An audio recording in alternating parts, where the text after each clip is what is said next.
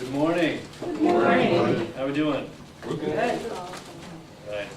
So I'm excited. We're going to go through a lot of stuff today. We're going to learn some things and hopefully empower you and be able to make some changes for your own life and for your health and for your family. So make sure you guys are awake. I know it's Saturday. A lot of people could be sleeping in right now. How many just got up a little bit ago? Anybody? Okay, so good morning. Good morning. We'll wake you up. I'll tell you what, why don't we stand up for just a second? Just wake up. Do as much as you can. Don't feel like you have to, but I want to just kind of get as much movement going on a little bit as possible. And so one of the beautiful things about movement is that movement can be detoxifying as well. So I'm going to just put your arms up, stretch a little bit, okay, lean to one side as you'll whack the person next to you, and lean to the other side, and again, don't whack them, all right, be nice, be nice. Okay, but you want to just get moving, get up, get going. All right, so now one other thing that you can do with your hands up, take a big deep breath. Breathe out, let it down. You guys have a seat, have a seat, have a seat. You just want to get up, get moving, get some shoulders going, get a little bit of breath in, get some oxygen going, because the oxygenation is also very, very helpful. For those of you who don't know me, that's an actual photograph, really. And so what we want to walk through, I just want to tell you a little bit of my background. I mean, obviously I've got a lot of education and stuff, but my background when it comes to health is really not much of what we're going to go through today. So I grew up in a very standard, very typical American family and household, and very standard type of thought when it comes to our environment, healthcare, and kind of the typical way that we would do things. So, you know, when I grew up, the government was there to protect you. You could be trusted, right? You could trust the person on TV talking to you. Medical doctors were not questioned. Cartoon tigers were the ones that told you what to eat. After all, they're great. And so you have your cereal for breakfast, right? And take your Flintstone vitamins. Because, you know, breakfast is the most important meal of the day. And Flintstones were cartoons, therefore it was okay to have those vitamins. And there was nothing to really watch out for inside your home, but everything that was a danger was outside your home, out in the wild. Right? So out in the wild, and there's germs out there, right? And so you got to watch out for plants too, because plants can be poisonous. And so the poison ivy, poison oak, and all these other poisons and things that can get you, because natural things were the things that were considered dangerous, dust and dirt and things to be avoided. And you got to watch out for the sun too, because the sun can be dangerous, and it can damage your skin and cause cancer and all these nasty things. And so what I've learned over the years is that so much of what I was originally thinking whenever I grew up wasn't as accurate. When we start looking through and changing our thoughts and perspectives, there was a lot of my own mind that I had to change. I had to really look at. I'm not even microphone deal. Let's try this again. You can probably hear me a little better. But what I realized was that so much of the way that I thought was not very correct. And so I had to change my own mind, and that's probably one of the most difficult things that many people will have to run into in their lives, is if you think one particular thing, and then you come up with some new information. You run into a situation where you have to change. So raise your hand if change can be scary. Anybody? Okay, change can be scary, but I'm here to help you not be afraid, okay? I'm here to help you out. But our mission is to empower longer, healthier lives through chiropractic care and through an integration of what's called the 5 essentials. And let's talk about that real quick. Number 1 is the core of chiropractic, because ultimately it protects your spine, which I don't know if you know, those of you who are in the office and already are patients, you begin to understand that inside the spine is a very important system that does very important things for your body. Everybody know what's inside your spine? You can cord. The spinal cord, right? That's kind of important. So that cord literally is the power. Your body's wired, right? So where does the source of that power come from? Your brain. Your brain, right? Okay, so your brain ultimately controls how much of your body? What do you think? All of it, right? Because if your brain is not in your body, does your body work? No. So very simple. Nutrition, obviously you are what you eat. That's your fuel, as well as the literal building blocks of your body. So your cells, your tissues, your organs are literally made out of those things. And so you want to put in quality stuff and avoid things that are not very quality materials, right? If you build a house with poor quality materials, does it last as long? No. Recognize your body is a temple. Your body is a house as well. And so mindset is huge, because what goes on in between your ears dictates what we do. And then oxygen and lean muscle, or that exercise concept. How many of your cells need oxygen, you think? genres. All of them, right? And so, believe it or not, cell phones are not essential. But no, you're fine. You're fine. I just it's a fun point to kind of pick on you, though. You're good. But ultimately, we want to minimize toxins as well, and so that's a whole lot of what we're going to talk about today. And so the question really is: are you toxic, right? Or are people around us toxic? Is our family toxic? Are our kids toxic? Is my spouse toxic? Some of you may say yes more to that one than others. But if we're looking at the toxicity, there's a lot of different layers to that. And so some people will say, you know what? I know I am. You know, I know the stuff that I've been around. I know the stuff that I've done. And I just really, what do I do now? Right? And some people are like, you know what? There's so much toxic stuff everywhere. Why do we even bother? Just give up. And that's a lot of mindset of a lot of people. Probably not a lot of mindset of people in here, but a lot of people out there is like, everything's toxic, therefore why try?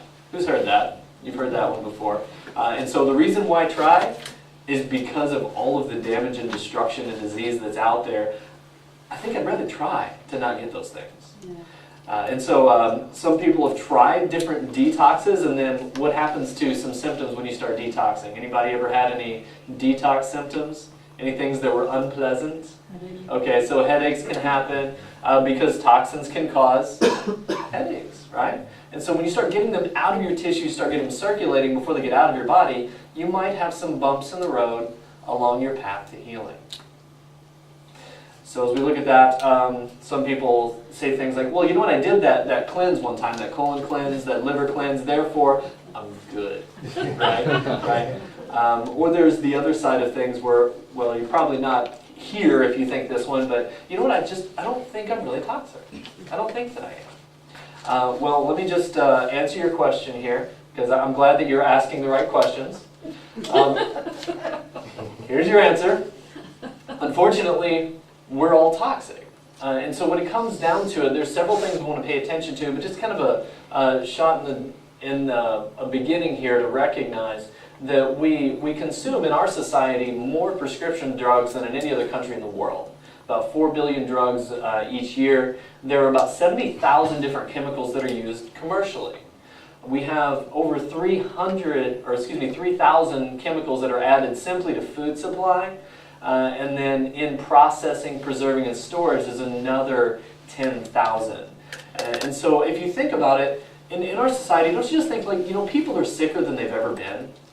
And when we look around and we recognize that, if you go shop around at Walmart, you go walk around at the grocery store, and if you lift up your eyes out of your cart and actually just look around at people, and you begin to recognize, man, what has happened in the last 10 years, 20 years, 30 years, 40 years?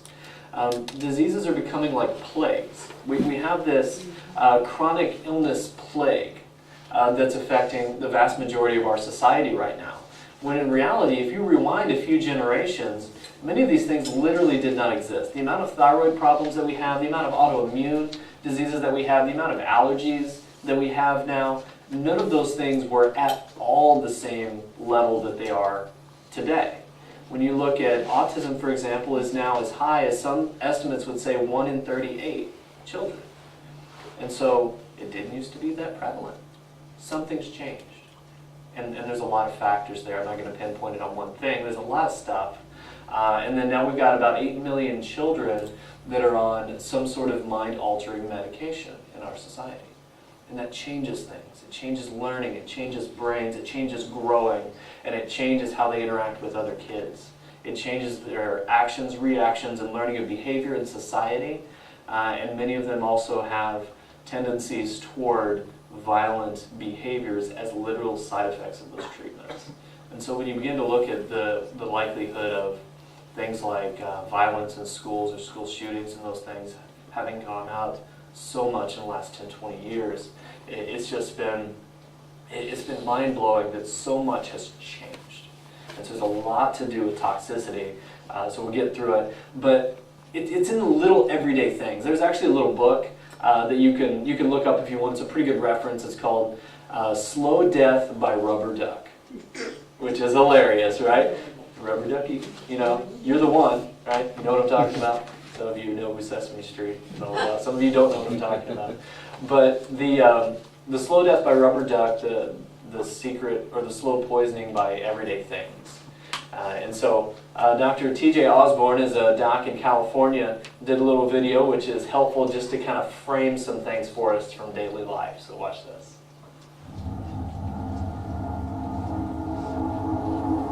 Welcome to your toxic world. All right, this is your daily life right here. There's a lot of guys doing this. So as we wake up this morning, we put propylene glycol on our face. And then we reinforce our skin. Yeah, we put our skin and really rub it in there good. Then we get into the shower and we put something I can't even pronounce very quickly, plus DEA, which is a no carcinogen in our hair. That's the cameras are really high there. And then we put soap on there, trying to clean stuff off, and that goes into hot pores in the shower. A nice slow sure. We're putting aluminum into us. We have all these toxins that are buried in from our dry cleaning that go into our shirt, that are staying in our bodies there. But to make sure that we stay young and we look good, we have to have good teeth. So what we're going to be doing is, Aqua Fresh. We'll just be brushing our teeth with a little Listerine with some, there we go, a little spit coming up there. Now, this is, I think it's oil of Olay, so that's how I stay so young. I'm actually 79. It's another paraben right there. So let's rub it into our hands. How many times do we do this? Every single day. Every day, right? Have the hair. Yeah, we put those in there, and then gonna have that spray. Now we're gonna put that spray in there, and guess who breathes it in? Now we gotta get some aerosol in there. There we go. Mix it up. I can't even breathe it. Doesn't it stink when you put that on there? Little hair color. Yeah, this is your teeth right there. I deserve it. But then we start the day off after we're already toxic. Put a little sugar in there, creating inflammation in our body. We got some non-dairy creamer coming in there. Yeah, coffee mate. Please say no. A little coffee that actually has acetone in there and every other thing in the processing there. We'll put some vegetable oils. Hydrogenated oils, yeah. And then what we're going to do is we're going to heat up those oils to turn them into trans fat. And then, we got some eggs that have bisphenol A in there. There we go. But then when we're done with that, we'll do a little oatmeal there. We're running out of time though, so what do we got to do? Toss it in the microwave. Yeah, let's kill any nutrients. Put it in a little plastic on it. Yeah, put it in a plastic bowl and put a plastic cover on there and heat it up. And this is how you get it to actually watch it to make sure it goes faster and put it in. And then when we're all done, we're gonna go in there, we gotta take some soap in there, a little extra life, to make sure that we keep it clean, right? Yeah, we're gonna have some clean dishes there. And my wife never sees me do this, by the way. She was really excited today. We had to go shopping for this. What do we do with an oven? Yeah, we gotta mix it. Then also we turn up the heat there after it's all cleaned up. Soak it into our food, then clean up the table with an N-dust, which is a neurotoxin, by the way. And then if we're late for work, we gotta go find anything we can in the cabinet. We have all these trans fats and hydrogenated oils, things that we put in our kids' lunches there. Oh, there's an apple. Oh, we're trying to stay healthy, but unfortunately, this one it has a tremendous amount of toxins in there. Just before I leave to work, I gotta make sure I get it out. Shout it out. Get those stains out there. If it's good enough to take a stain out, it's good enough to make me toxic, right? Got a little benzene that goes into the wash that I'll wear for the next day, but this is all before I leave the house. Yeah. So craziness. When we start looking at our daily lives, there's stuff that we're exposed to everywhere. So let's take a look at this one. We'll talk a little bit about the fish and bowl analogy. I need a name for the fish, and somebody shout out a name. We need a name for the fish. Thor. What do we call this? Call the fish? Clorox. What was it? Thor. Thor? Oh, it's Thor the fish. Let's do that. I'm a Marvel fan. We'll go with that. So Thor the fish. So Thor has some problems. You can probably tell. Thor looks like he's a little bit toxic there. And so, does a fish necessarily know that? No, not a clue. They're just living in their own world, filth or not. But the fish starts getting sick, starts having brain fog, starts having trouble thinking, starts having trouble with memory and focus, starts having little fish headaches, and then we have some fish immune-related issues, starts getting kind of stuffy, and starts having some allergy responses to apparently nothing. And we have all of these different things, and then eventually we start growing little fish tumors and start little fish cancers and things like that. So now, in this situation, are we going to take the fish to the little fish hospital and start getting some fish drugs and to treat the fish symptoms, and maybe the fish needs some more fish vaccines to make sure that his immune system is artificially triggered and all of that, and then we've got some fish surgeries that maybe need to happen to remove those tumors, and so, or we could just clean the fish bowl. Surgery. Go with that one. And so it's like it sounds outlandish when it comes to the fish, but what about our families?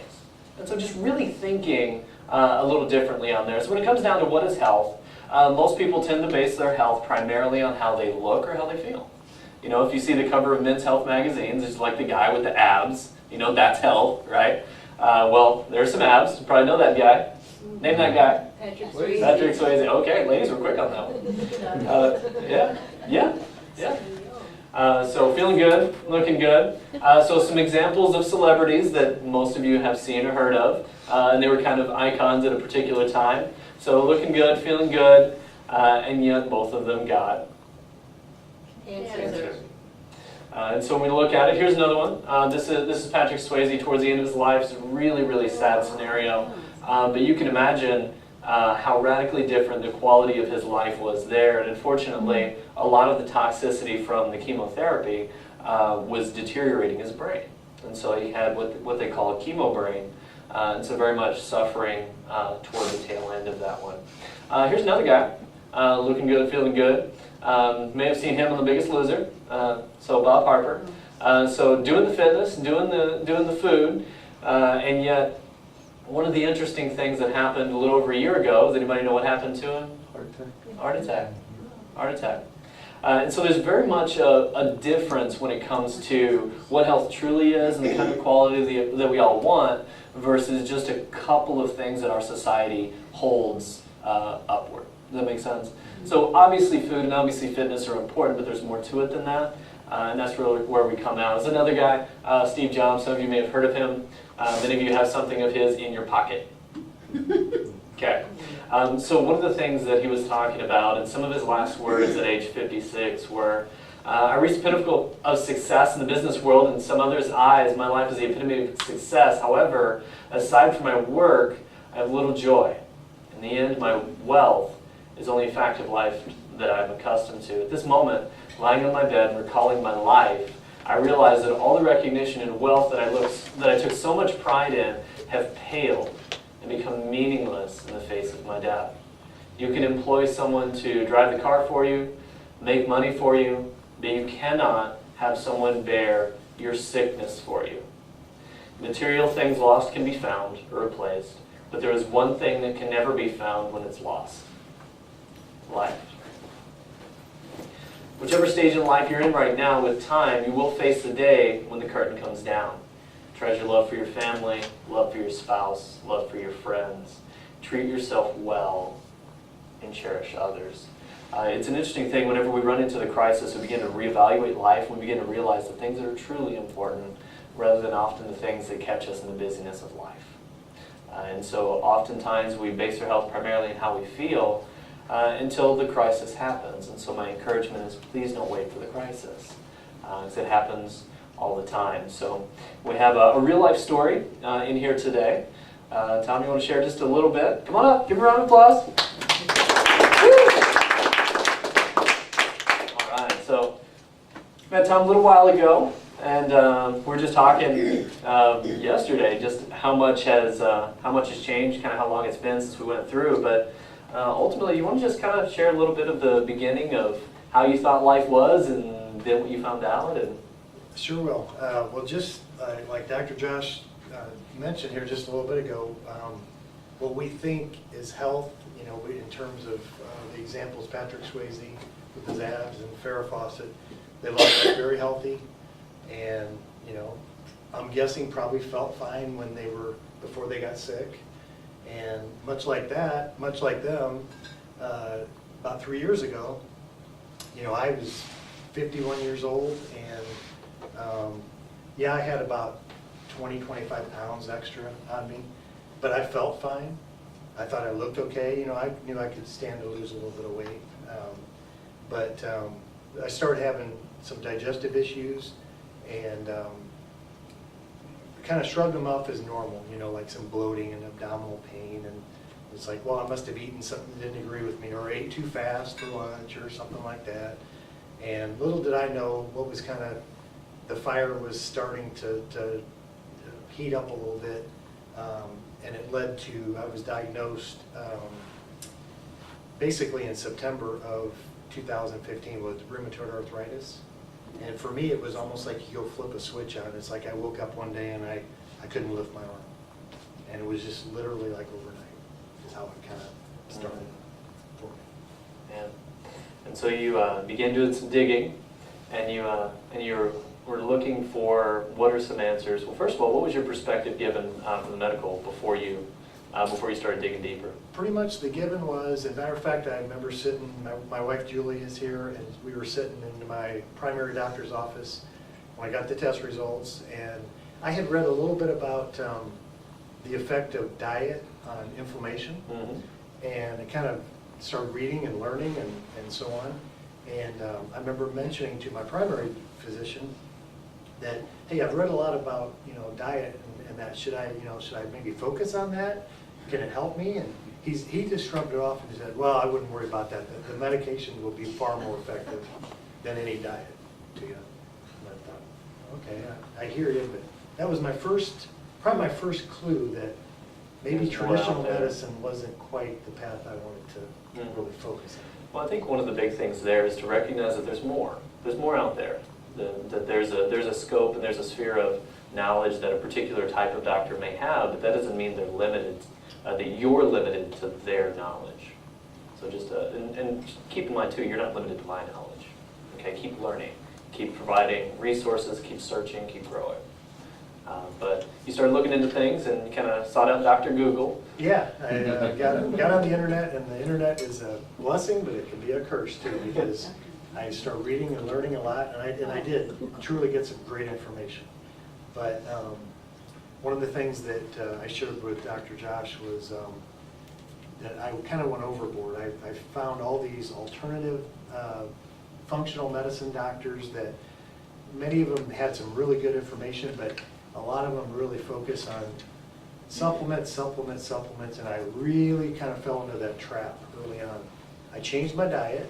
The day after I got the blood test of the diagnosis, I did change my diet, and I noticed immediately the diet changes improved my digestive health dramatically, like within about a week.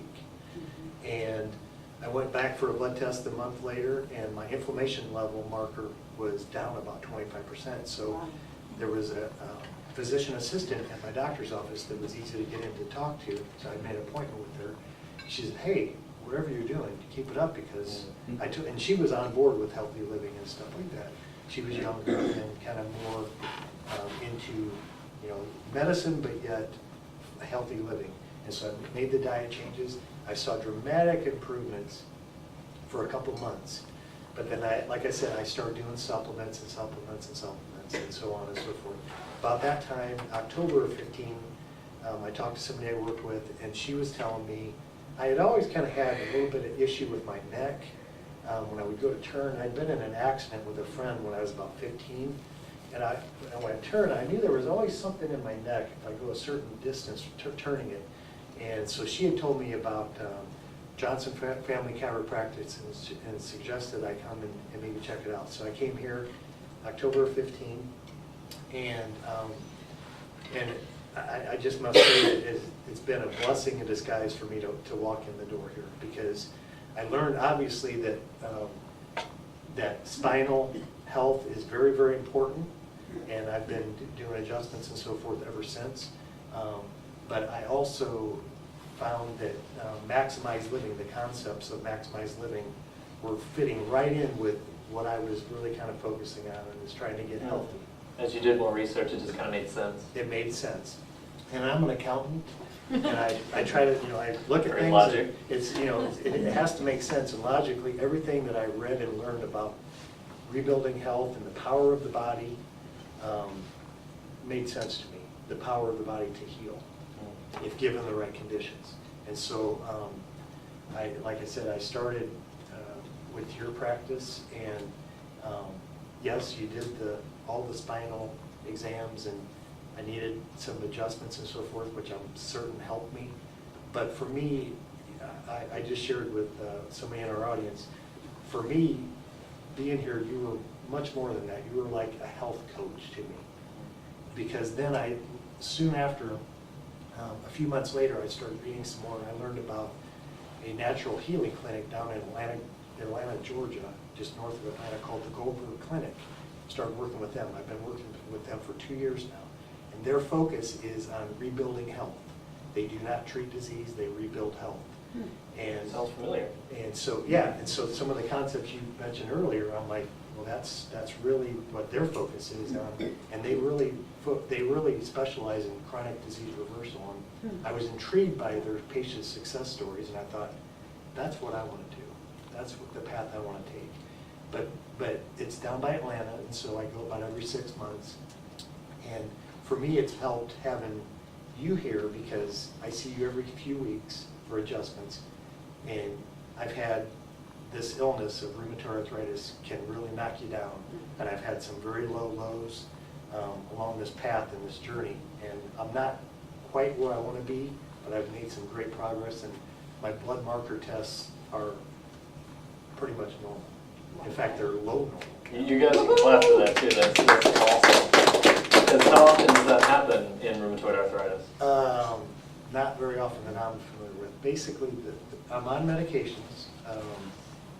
Early on, along with the problems I had, I found out I had a torn meniscus in my right knee and then a torn meniscus in my left knee. So I had the surgeries for those.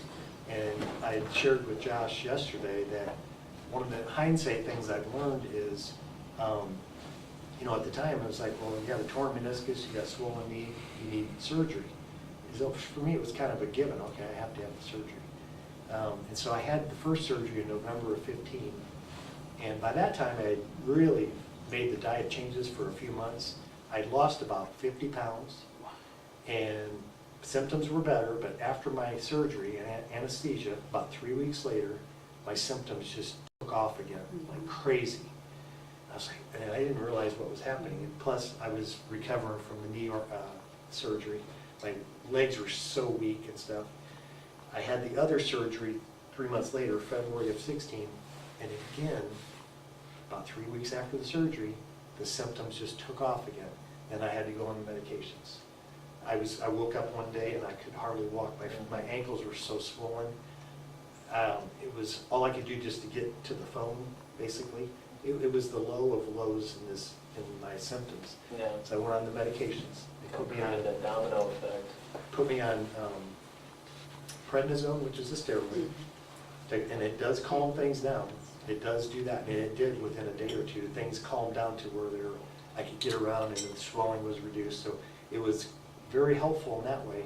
They also put me on methotrexate and Plaquenil, which I'm still on those two. I was on the prednisone steroid for about 5 months. When I started working with the Goldberg Clinic, that was their biggest concern, was that I was on steroids. I was on it for about 5 months, but I got off of them. You have to go very slowly, because steroids basically take over your adrenal gland system. And when you go off of them, if you don't go slow, you could go into adrenal shock. It's very scary. So I went slow off the steroids, but I've been off steroids for almost 2 years. My goal was I'm never going back on steroids because it gave me I felt weird. It gave me weird dreams. I couldn't sleep. I have early form of cataracts, most likely from the steroids, from being on them. So it's 2 years now. It's been 2 years since I've been off the steroids. On the other medications, the clinic I've been working with, they are coaching me, and they can't legally advise me to get off the meds, but now that I'm doing better, they really want me to work with my doctor to try to get off the meds. And on the methotrexate, I'm on about 1/3 of the dosage I was. Wow. That's huge. So And you are, I'm doing okay. man, one of the really exciting things is that although this has been quite a journey, you are in the direction of recovery and you've made a lot of ground. So the exciting thing for me is to think of your future, Yes. especially compared to where your future was headed. That's very important, because when you deal with an illness such as this or many other illnesses, the one thing that I really underestimated was the power of the mind. And then you mentioned the mindset. The power of the mind is huge. And I fell into depression, and pain and symptoms have a way of just really knocking you down and feeling like you don't have a hopeful future. There was a time after my surgeries, I literally didn't know if I'd ever walk normally again. And I was like, how did I get here? Mhm. How is this me? I played adult baseball, hardball, up until 3 years ago. Played for 17 years. I could run the bases with the kids. And all of a sudden I couldn't. And it's like, now I can't walk normally? This is not right. And so, but having that hope for the future, I finally got through the depression. My wife, Julie, has just been my steady rock, and has kept me grounded, as well as Josh, being under Josh's care. And so, but having that hope for the future, you have to have that. If you don't have that, and that positive, the mind becomes a positive thing. It can work against you if you slip into the poor living and complaining and I'm never going to get well. That can work against you, but if you turn it around and keep it positive, it can motivate you. And I think it affects everything. Oh, very much. That's awesome. I'm excited for you. Good stuff. Anything else you want to share before you? Just pay. The thing that I really want to do, that I wish somebody could have talked to me about is don't accept. If you start noticing things and you start accepting that a normal part of getting older, don't do that. Because check it out and find out maybe what's going on, because like one thing I've learned about autoimmune conditions is the common thread that seems to be among them is digestive problems. And I was certainly having them before this arthritis symptoms let loose. So just pay attention and learn a lot about maximizing living and these concepts, and you'll have a healthy digestive system. It's huge. About 70% of your immune system is in your gut. If you have an unhealthy gut environment, it's problems waiting to happen. Absolutely, plays a big role. Thank you. Thank you. So I'm super excited for that for a variety of reasons. I love sharing stories and I love celebrating with those things, but I also love making sure that you have an opportunity to hear some things that will give you some hope, give you some direction, and really just not let life start fading. You know, if you have some things going on, like take it seriously, look at it, dig it and see what's going on there and find out why. When it comes down to it, it's not just genetics. I mean, Time Magazine back in 2010, they talked about that, and University of Columbia School of Public Health looked at even cancer. 95% of that is due to diet and the accumulation of toxins. And so we look at these things, there's so many things that we have an ability to influence. And so we recognize that. Here's a trailer for a documentary called Unacceptable Levels. They kind of open up your eyes to some things.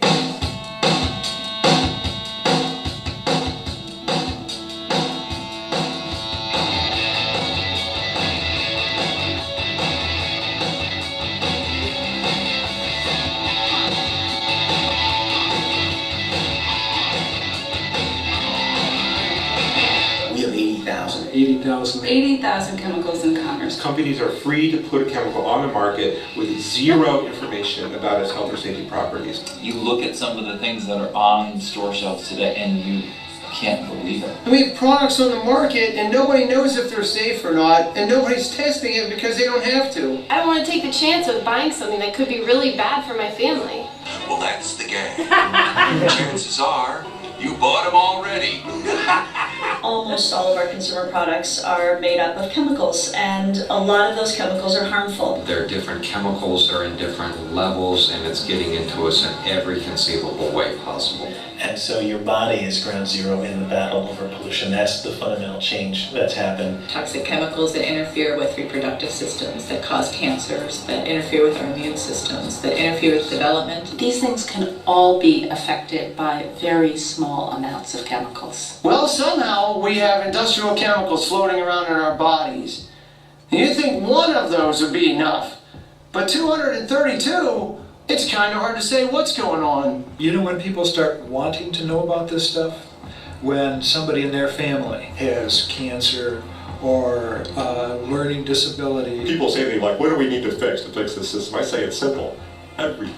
And the concern should be not just about us, but more importantly about future generations. And these next 10 to 15 to 20 years, you need to do something about it. There are choices that people can make. There are things that we can do about it. Each one of us can be that beginning today. The difference between a chance and no chance, the difference between some hope and no hope is a huge difference.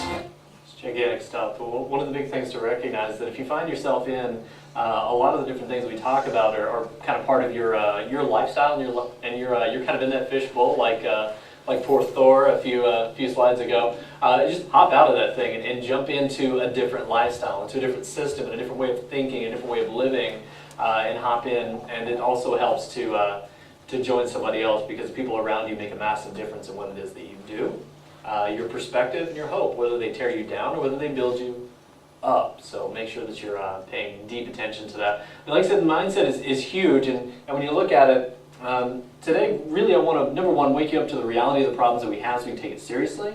Number two, empower you to take some simple actions that really do make a difference. So learn some things and pick a few things you want to make sure that you can do. So I want to start with the most toxic area of your body really is your mind. And so one of the things that a recent study said is that the average teenager today has more anxiety than the average psych ward patient did back in the 1960s. Craziness. The amount of stress and anxiety that they're dealing with now because of all the different things that are bombarded with them on a regular basis, it literally is just toxic, and it's a stress response trigger. And when you start looking at that, and then the reality is there's a lot of other studies that look at 80% of our internal thoughts are actually negative, and so negative creates stress responses, and that stress response is fine if a tiger is chasing you, but you don't want that response to happen perpetually. Does that make sense? So if we're constantly stressed in our daily lives, those short-term things that save your life can become problems. So it's like if a tiger's chasing you, you better respond, right? Otherwise what? You're dead, right? And so some cool things begin to happen with that stress response. Your pupils dilate, so you can see what's going on, right? You ever had those slow motion moments? Like those kind of things that happen. And then we have the things that speed up. Your heart rate speeds up, your blood pressure goes up so that you get blood flow out. Your blood sugar goes up so you can get the energy that you need to get things running, whether to fight the thing or to run away. I don't know if fighting a tiger is a good idea, but you get the point. So physiology changes, and then you have some things that shut down. So you don't need your digestive system right now. You can digest food later if you survive the tiger. Right? Immune system's the same thing. You don't need to fight off a cold, a flu, or those cancer cells right now. You can do that later if you survive the tiger. And so there's a purpose for that. The problem is it's a short-term purpose, and if you're constantly stressed from physical, emotional, or chemical things, whether that be a misalignment in your spine that maybe happened as a child, whether that be stress at work, or maybe that's stress at home, or whether that's chemistry that's inside your body that triggers things and you may not even realize it. So physical, emotional, or chemical are all stresses that your nervous system has to respond to detoxify and to get everything out for the body to function. As we look at this, you just need to recognize some things to make it change. So focus, the big part of things in mindset. So goldfish, there's Thor. And so what we have, there's studies that actually have looked at the amount of focus or attention span goldfish can have. I don't know who does these studies, but right. they have like who's studying a goldfish.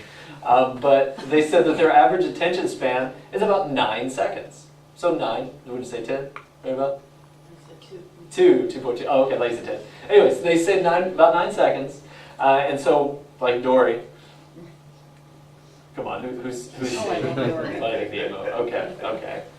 But the interesting thing is that Microsoft did a study on the attention span of people in modern society with the amount of electronics and exposure that we have to audio-visual input, whether that be phone, whether that be signs, but just everywhere, as bombarded as we are, the average human's attention span is now about 8 seconds, which means I've already lost some of you. But the crazy thing there is how much input are we having, like way overstimulated as people, as children. And so there's a lot of this technology that we just need to be really, really aware of. And then there's toxic people. So how many of you know somebody like this who just constantly spewing negativity all over you? And it's like, oh, I just got to get it off of me. I need to get out of this environment. It's like Thor jumping out of the fishbowl and get me out of here. And so we've got these things. So this constant negativity can wear you down. It can just beat you down. Stress creates, like I said, those chemical responses in your brain, your body, and literally fill up with toxicity as well, because the emotions and mindsets literally cause chemical changes inside your body. So just like the adrenal conversation, your adrenals create adrenaline, epinephrine, norepinephrine responses, and also cortisol, which is your stress hormone. A lot of chemistry changes. So how many have heard you are the average of the 5 people you spend the most time with? Okay, you're the average of the 5 people you spend the most time with, so handful. And so the thing to recognize is, who are you spending the most time with? Can we reduce the toxicity or minimize the toxicity of people that we can minimize some of that with? And can we seek out people that are going to be encouragers, they're going to be people that speak life, hope, and future-mindedness into your life? Make sure that you be careful who you're around, but also be careful not to be this guy. Right? Be careful what's coming out of you. Keep a tight rein on your tongue. I read that somewhere. Those of you know what I'm talking about. But the big thing is to be aware of your surroundings and be aware of what you're doing and affecting other people. And so we've got to remove stress. And so there's some simple things, some action steps. Pick a few of these. I'm going to list off several. So if you want to write any of these down, go for it. One you could do is literally fast from Facebook. A lot of negativity out there. How about a toxic schedule elimination? You can actually say no to things, believe it or not. You can say no. It's okay to say no. You can say no to me right now. You can say no to stuff. You don't have to do everything. You can have a weekly family meeting, kind of look over things and kind of get on the same page and figure out what's actually important to move your family forward for life and your purpose and what it is that you feel called to do, and what are things that are not in alignment with that. You want to align your health with everything that you're doing. So how about an adventure? Unplug from your phone. Go outside. Go play. Go into nature. Go walk around. Go to a park. Goodness, unplug from your phone. You can do board games. Like, have a family game night. Getting outside daily is huge. Date nights, again, unplug from the phone. You know what's crazy? How many times you go to a restaurant and you see people that are sitting there at the table not talking to each other? It's an epidemic right now. But prioritizing your downtime, which means you actually need rest. If you didn't know that, you actually need rest. Anybody? Yeah? Okay. Me too. And journaling is another really good way to get the things out that don't have to be landed on other people, for one way.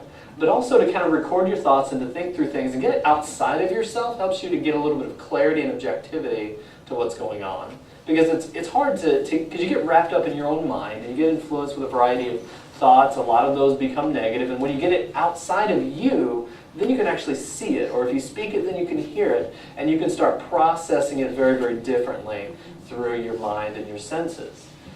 So huge ways of just simple things you can make a big difference therewith. Now, let's get into some chemicals. We've got to expose the top 6 source categories. Number 1, for most people, is going to be some sort of medication. Recognizing that all artificial chemicals have some sort of an intended and then unintended effect on the body. So recognize that. Now, don't get me wrong, I'm going to save your life in a crisis, but the reality is that it's not necessarily healthy to continue to do those things long term. Household products is another one. Toxic cookware is another one. Water, tap water in particular. Heavy metals and other biotoxins, things like mold. Can be a part of that. And then number 6 is food. So, any bad food anybody had this week? Everybody's diet was perfect. Immaculate this week. Okay, so we just need to start seeing the stuff and start making some changes. Kind of go through some of these. Some of the top ones, I mean, we've got about 25 million different pills per hour in the United States. The average American, not the average American, but Americans consume. One very common is reflux medications, and what they'll do is affecting the brain and the kidneys. This is what a lot of the research is showing. Cholesterol medications can damage the muscles because primarily cholesterol does a lot of functions for the body. I don't know if you know that, but your liver actually makes cholesterol. And so why would the body make something that's inherently evil? Okay, apparently cholesterol is not evil, it has purpose. Now if it is high, you do want to find out why. You do want to find out and address that why, but you don't necessarily just want to chemically lower it. That doesn't address the why. Does that make sense? So you want to address causes, not just symptoms. Coenzyme Q, which is an integral for metabolism and ATP's energy production, and it's the final step in that metabolic process. And so if you're depleted in coenzyme Q due to the mechanism of action of the statin-style medications, is that you will be deficient in coenzyme Q, which is why usually if you get a statin, they'll give you a coenzyme Q or ubiquinol type of support. It can also lead to depression and dementia, primarily because your brain is almost entirely made out of fat and cholesterol. We started looking at things like, is there a question? No? All right, feel free to ask. I mean, you can ask. It's like, I've gone through this stuff. This is for you guys. Seriously, ask questions. But when we look at antidepressants, one of the things there is that it changes the neurochemistry of your brain, which can have a lot of other effects because primarily the, let's say the SSRIs, for example, the selective serotonin reuptake inhibitors, well, what they will do is to kind of squeeze more serotonin out of your synapses by functionally blocking its ability to come back in. And so what happens is it's a lot like squeezing a lemon. If you're already low in serotonin, and that's part of the chemical puzzle pieces of your expression of depression, if that's part of the situation, and then you've got a low amount of serotonin, so you've got basically a lemon that's already been squeezed, and so what happens is it functionally squeezes it more, which is why oftentimes the medications help for a little bit, and then it has to be raised, and then you need another one, and then you have these other effects, and then it starts, and so the cascade is, it can be helpful, but the reality is they've only been tested short term. But how often do most people come off of those things? Not as often. Now, to be aware, because it affects your brain, there's a huge amount of withdrawal symptoms that can happen. You want to make sure that you guide that with the doc if you're coming off of those things. But it can affect sleep, can affect weight gain, can affect your libido. Obviously, depression, which is crazy that can actually be a known side effect of antidepressants. That doesn't make sense. But if you ultra squeeze a lemon, then you don't get more juice out of it. Violent or suicidal tendencies are also known. That's why a lot of those are black box warning medications. So just look at things, be aware of that. There are always other sources to fuel the body rather than treat the body. Just different mindset. Pain medications, things like Tylenol, can be really rough on the kidneys. And they can also open up the blood-brain barrier, which means whatever chemistry is going on in your system, it can now get up into the brain. So, for example, when a child has a fever, what's the number one thing that we've been taught to do? Is treat the fever with some sort of a Tylenol or something to that effect. So what happens, unfortunately, if somebody has a fever due to an immune reaction to something in their system that's foreign or toxic, whether it's artificially triggered or an exposure to a virus, whatever, and now we open up the blood-brain barrier. Now those things can begin to circulate past where they're supposed to circulate, and they can lead to all kinds of other negative effects, and that can be behavior, ADD, ADHD, tends to happen with brain inflammation or encephalitis associated with many other neurodevelopmental issues, things like Asperger's and autism on the spectrum in that direction. There's a lot of brain inflammation that can happen. So there's been some findings that can connect that as to being one of the pieces. Now I'm not going to say any one thing is a cause of any of those guys, but toxicity and toxins getting where they should not be are going to be factors. So we take a look at ibuprofen that can damage the stomach, and then also the liver itself. So liver and kidneys are kind of the primary filtration systems for your blood. And then have you heard about the opioid epidemic that's going on now? It's just crazy the amount of things. So pain meds, and a lot of them, they're just crazy addictive. And so unfortunately it's beginning to really, really ruin a lot of lives. And then one of the crazy things is that when you start getting into the addiction of the opioids, then now you've got some street drugs that can help and be cheaper than the pharmaceutical versions that were originally prescribed. And it just creates this massive cascade of things.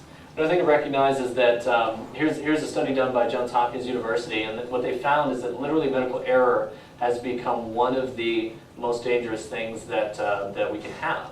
So 250,000 people dying in a single year in the United States simply from the wrong things and mistakes, which is why it's so important to check and double check everything. And so one of the challenges for those who are working in the healthcare system is simply just a busyness and go, and then all of these different things that they just really overwork people, unfortunately. And it's really hard to catch everything. And then one of the other things too, there was a study done that looked through a lot of the statistics, and there was a book written by a PhD and a couple medical doctors wrote. It's called Death by Medicine. What they found was that about 600,000 people were dying from the wrong thing outside of the walls of the hospital, and including the ones that were done within the hospital that this number came from. So the number is actually quite a bit higher when you expand the parameters of finding it. And then not only that, but you combine that with the people that were prescribed the proper amount of medications, you put those numbers together, it was upwards of 980,000 people in a given year in the United States died simply because of what's called iatrogenic reactions, or drug or physician-induced, based on a form of treatment. And so if 500,000 or 600,000 people die from the wrong thing, what did the other 400,000 die from? The right one. And so negative effects of the particular treatment there. And so just recognizing that we as a nation, we do things way too readily. And again, my intention is not to bash medications or doctors or any of that, but to be aware that we as a society way overutilize care that does very well in a crisis, and somehow it seeps into our everyday lives in places that it was really never intended, but has now been marketed. Do you see the difference? So we look through this stuff. We want to look at toxins in our home. There's a lot of other things like diethylamine. There's propylene glycol. Diethylamine is found in about 600 home and personal care products such as soaps, lotions, cosmetics, bubble bath, laundry, dishwashing detergents. Propylene glycol, which is basically like antifreeze. Okay, so but it's in like toothpastes. It's in baby wipes. And it's in so many other just cosmetic, toothpaste, shampoo, deodorant type stuff, and can cause kidney and liver damage, obviously because of filtering toxins. Sodium lauryl sulfate, that's the thing that makes stuff sudsy, bubbly.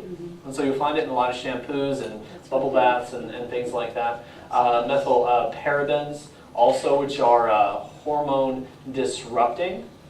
So obviously you don't want to do that. It's a xenoestrogen, so it mimics estrogen as what that does in the body. So guys, for example, if we're having lots of estrogen, that's going to lead to some problems and lower the amount of testosterone that we have. And there's an epidemic of lower testosterone as we age in men in our society. And then we have, for women, we also have a massive amount of hormone-related cancers anymore. Hormone-related problems in our society, and much of it can be tied back to some of these things. And so as we start looking at these things, we want to become more and more aware. And then of course there's a lot of personal products that ladies tend to put on themselves as well. And this is a short thing from BuzzFeed, but it's really helpful to just kind of think about it. A lot of things banned over there, but they're legal here.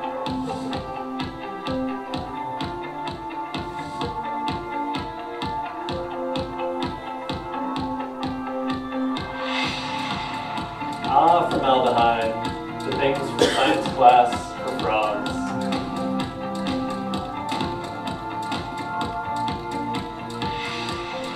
Yes, check this out.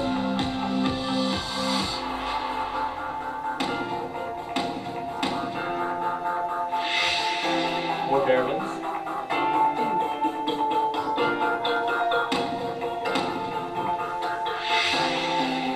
Ethylene oxide.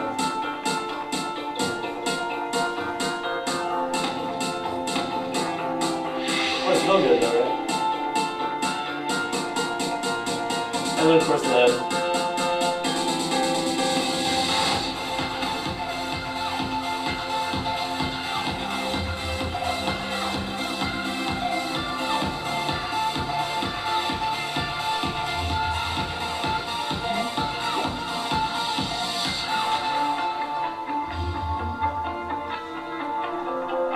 So when we look at this stuff, we want to recognize that there's a lot more in what we do than we may realize. And so we want to look at it. There's a couple of resources that are very helpful to find out what's in different products. So for one, EWG.org, an environmental working group, is very, very helpful to check some of the ingredients and resources there. They also have an app that you can download. You can download it on break if you want. It's called Skin Deep, and it will help you with a lot of personal care products and lady products to kind of look and see what's actually in a lot of particular brands' resources. So we just want to look at that. And the reality is that our skin is the largest organ that we have in our body. And so it absorbs a lot of things. We just want to be recognizing all of that when we start looking at all the different things that are in. And then when we're cooking foods too, things like Teflon, the non-stick coating, releases something called PFOA. So the perfluorooctanic acid is actually a known neurotoxin. And if you look at, I think we have one tucked somewhere in a file, but it's one of the labels on the pan. And when you pull it off, you look over on some of the warning labels and those sort of things. One of them actually says if you have any pets or small animals or small birds, that they can actually die from the exposure to those things if it's left on high for too long. So craziness. If it's enough to kill an animal, it's enough at the very least to toxify us. And so some of them actually I've found online. They say, and they even mention small children on the actual label from the actual pans. And so that's craziness. And then of course there's aluminum, and then aluminum is a heavy metal that can be also found in deodorants. And so obviously aluminum can also be found in a variety of other sources, but aluminum is something that's been found in Alzheimer's. And so the brains within Alzheimer's, they find a lot of accumulation of aluminum. There's a lot of other factors and inflammation and things that's related to that, but aluminum tends to be associated as one of the factors in that situation. And so there's also a lot of aluminum in the vaccines that have had mercury removed out of them. And so we should need to be very aware of those things, make our choices. And when it comes to cookware, you want to use things like ceramic, things like stainless steel or cast iron. Now, yes, cast iron is a little heavier. Might have to get a little bit of workout as you're moving the pans and such. But when we recognize those things, we want to remove as many of the toxic sources as we can, especially because that's going to get into not only just what we are exposed to in our smell and sensory and all that, and then we're breathing, but also into the food, and then we eat the food. So recognize that as we go through it. So when it comes down to water, is another common one. There's chlorine, there's fluoride, and then pharmaceuticals. So chlorine, those of you know, chlorine gas can be toxic. I actually went, I forget where I was at. I was traveling. I think I went to go visit my mom, or she came here, something. We were hanging out in the hotel room that she rented. And we went to one of the the hot tub area where we're at, and one of the crazy things that apparently they just put a lot of chlorine in there, like you can smell it. I'm like, all right, we just won't stay in here too long, just hang out and chill, relax in there. And then I get out, I'm like, my skin was bright red, literally irritated from the additional chlorine that was in the chemistry of that particular water. And so kind of didn't take it seriously at the time. But there's just the amount of that. I think it really just kind of opened my eyes to the reality of what that stuff does. Because my skin is reacting that strongly, like it was on there for a while, that it was just literally discolored from that. So imagine just in small amounts, we may not realize it, but it can accumulate quite a bit. So the chlorine, the fluoride itself can create additional calcification because of the acid and then the inflammation that can cause. Fluoride is also something that can be neuro or brain toxic. Now, obviously, it kills most bacteria, which is one of the reasons that American Dental Association would associate that with needing to be for our teeth. But the reality is that we have probiotics within our mouth and gut and everywhere else and on our skin and all that normal bacteria. It's the environment and the population there that makes the more difference rather than zero bugs. Because if you completely sterilize something, it's free reign for whatever is exposed to that area. So sanitizing things can create a massive imbalance of more resistant bugs. It basically kills the easy stuff and the only ones that survive are the more resistant, more dangerous things, which is one of the reasons why you see more and more of those things happen in like hospitals and stuff like that. So methicillin-resistant staph infections, C. diff, a lot of those things can be found in more of those highly sanitized environments. So just recognize that. The sanitizing isn't necessarily what's great for your body. And then of course the lowering of IQ has also been associated with fluoride in your brain. So if you want to be smarter, remove the fluoride. Trace pharmaceuticals also, because a lot of people will flush stuff out and it just kind of gets into the system. And so unfortunately, there's a lot of that that's still in tap water. So we want to filter as much as you possibly can, yeah. How would you rate our like normal tap water? Normal's better than Bloomington from what I understand. However, I would definitely encourage filtration regardless. As much as you can, even mild filtration can help with some things, but obviously better filtration can help with more things. Fluoride's a little bit harder to get out from what I understand.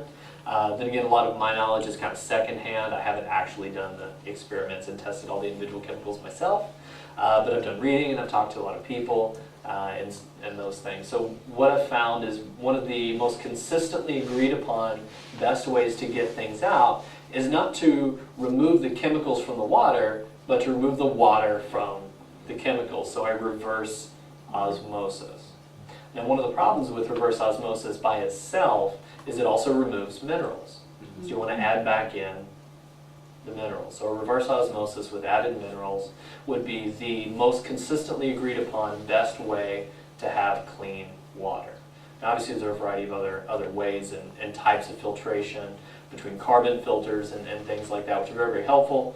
But just recognizing we want to start moving in those directions as much as we can for what we drink, but also what we shower with. So you can actually get a shower filter. And you can actually get those online for like 30, 40 bucks. They're really not crazy expensive. You can just get a little filter and put it on the head, and it will certainly help tremendously.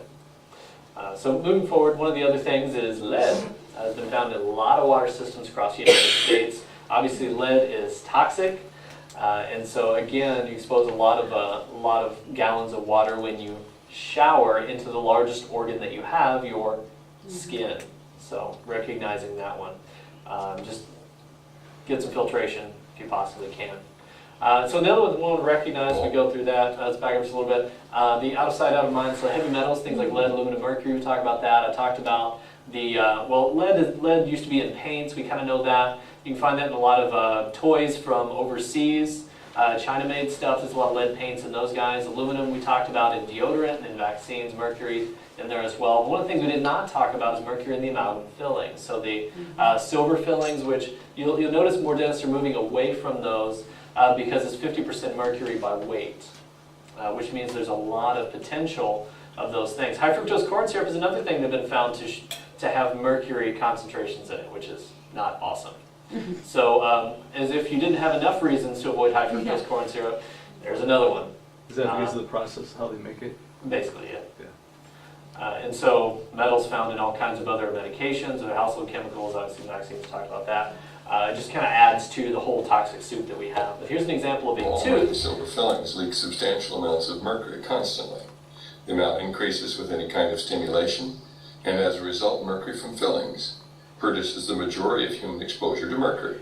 The International Academy of Oral Medicine and Toxicology is extremely concerned about the anecdotal claims of safety by manufacturers and dental trade associations. They're at variance with the published peer-reviewed scientific evidence to the contrary.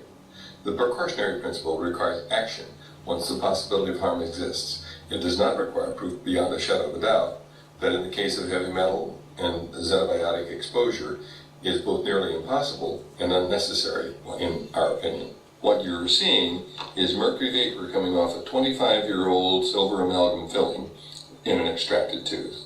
The background is a phosphorescent screen. The mercury vapor absorbs the fluorescent light, and you can see it as a shadow on the screen. This is mercury coming off a filling that was dipped in water that's the same temperature as the human body. This is a filling that was rubbed with a pencil eraser for just a few seconds. Like going to the hygienist and having her clean your teeth. These are not small amounts of mercury. If you can see it, it's more than 1,000 times higher than the Environmental Protection Agency will allow for the air that we breathe. What about the last time you went to the dentist and they drilled on your tooth? Here is the mercury vapor every time you raise the temperature to 110 degrees with hot coffee or warm water, or even chewed on it. Mercury comes off fillings every time you stimulate them. I want to talk about that for just a second, because one of the things that we can mistakenly do trying to get them out is inappropriately get them out. There was a Dr. Dan Pompa, and he has a tremendous amount of research that he's dug into over the last 20 years for his own toxicity to learn from. So he basically ended up finding out, after all the fatigue and depression and things that he had mercury poisoning. And apparently his came relatively quick after he had a mercury filling removed. And so one of the things to recognize that there's certain procedures in order to do that safely. And so this is not a standard dentist type of procedure. It's something you want to find a biologic dentist to do for you. And that ends up being pretty expensive on the front end, but be aware the value of your health long term is a big deal. To my knowledge, there aren't anybody in town who does that yet. Yeah, I just wanted, on the mercury fillings, that was one of the things that I was doing a little research on, and actually I was very concerned about it because I had read about some studies with rheumatoid arthritis and mercury exposure, and I had a number of mercury fillings, and the clinic did have me do one of the lab tests they ran, checked for heavy metal toxicity, and my mercury and other levels were fine. But it is important really to check because, and like you just said, if you go to have them removed, there is a proper way certainly to do it. They really have to be very careful to isolate that. And I kind of watch, you can get online and watch how it's done. It's quite interesting, but like you said, there is a test that can be done. I didn't have anything removed. I had a number of the mercury fillings. I know the dentists now are pretty much using composite. For the most part, yeah.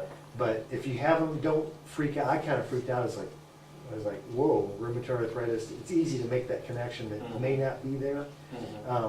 But definitely, there's a lab test that can be done. It's very simple. I think mine was a hair test, yeah. Hair test is a little bit better to see what's kind of in your system. A standard blood work tests only for acute mercury poisoning, not for a chronic.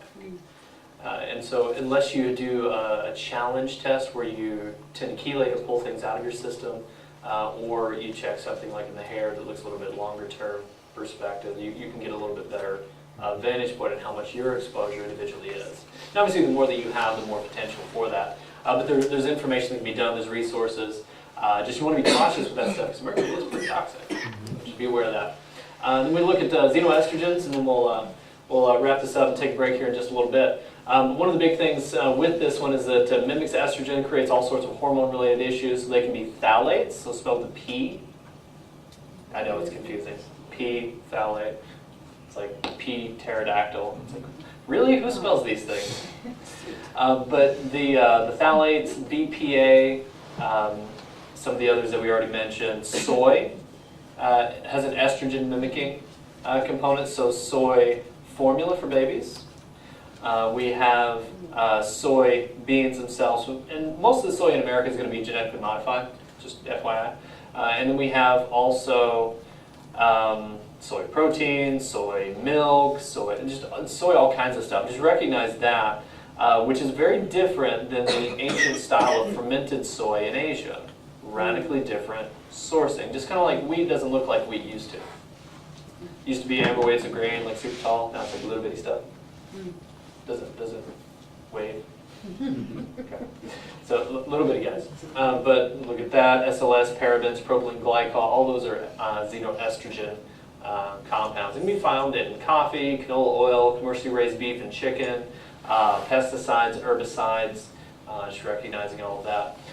So Teflon can do that. Plastics with number 3 and 7. So if you take a look at water bottles or plastic bottles, what you'll find at the bottom of that is there's a little triangle shape for the recycle number.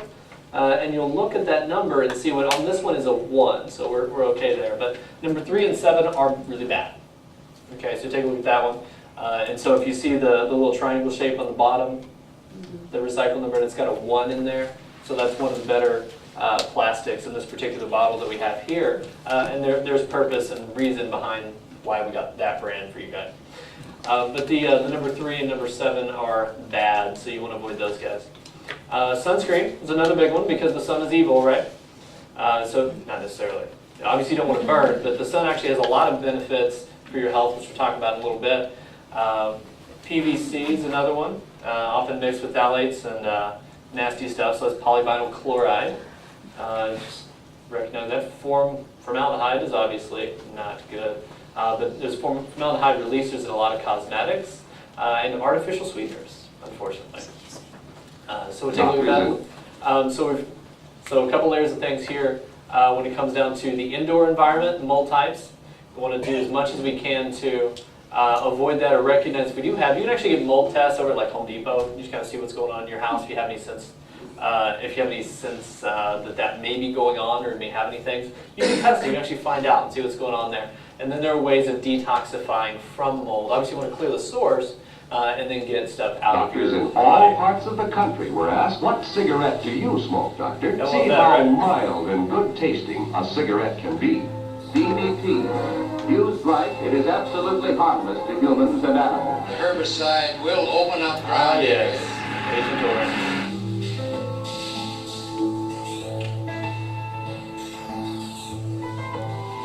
So there was a Proposition 37 thing in California that ended up not passing, but the idea was to actually label foods and require something that is genetically modified to actually say so on the label. But unfortunately that did not pass, and so it is not required for that to be on the label. However, the opposite side of that is that many companies and organizations want to specifically say that it is non-GMO certified. So what is a GMO? It's a genetically modified organism, which means that it's not a hybridization. So it's not a natural breeding, kind of like we do for dogs or cross-pollination of plants. It is a direct genetic manipulation in a laboratory environment that changes and often uses genetic material from a completely different species or animal or something else into that particular thing.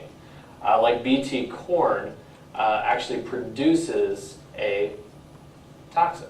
So it actually produces an insecticide that is actually come out of the actual corn, which means if we're eating that, we get some of that too. Just recognize when we start altering things at a genetic level that there's some things that we may not fully understand as consequences, because there's really no long-term studies on the stuff just because it is not required. But there are some studies that suggest there would be negative effects on that. Just recognizing that corn, soy, and cotton is massive. The amount of genetic modification from like the mid-90s up until now has radically increased to almost everything now, whereas almost nothing was back then. So huge stuff. There's several documentaries on that. GMO OMG is one. We've shown that one in the office here before. It's a pretty good one. But just recognizing that, and then of course there's the Roundup Ready types of genetic modifications to make it more resistant to the pesticides. So it kills everything else but the actual thing that's being grown. And then of course the amount of pesticides that were used, there's tons and tons of that stuff that's used anymore. More and more recognition that things like glyphosate are a probable carcinogen. According to World Health Organization, finally came around and said something in 2015. Thanks guys. It's like cigarettes are finally now bad for you.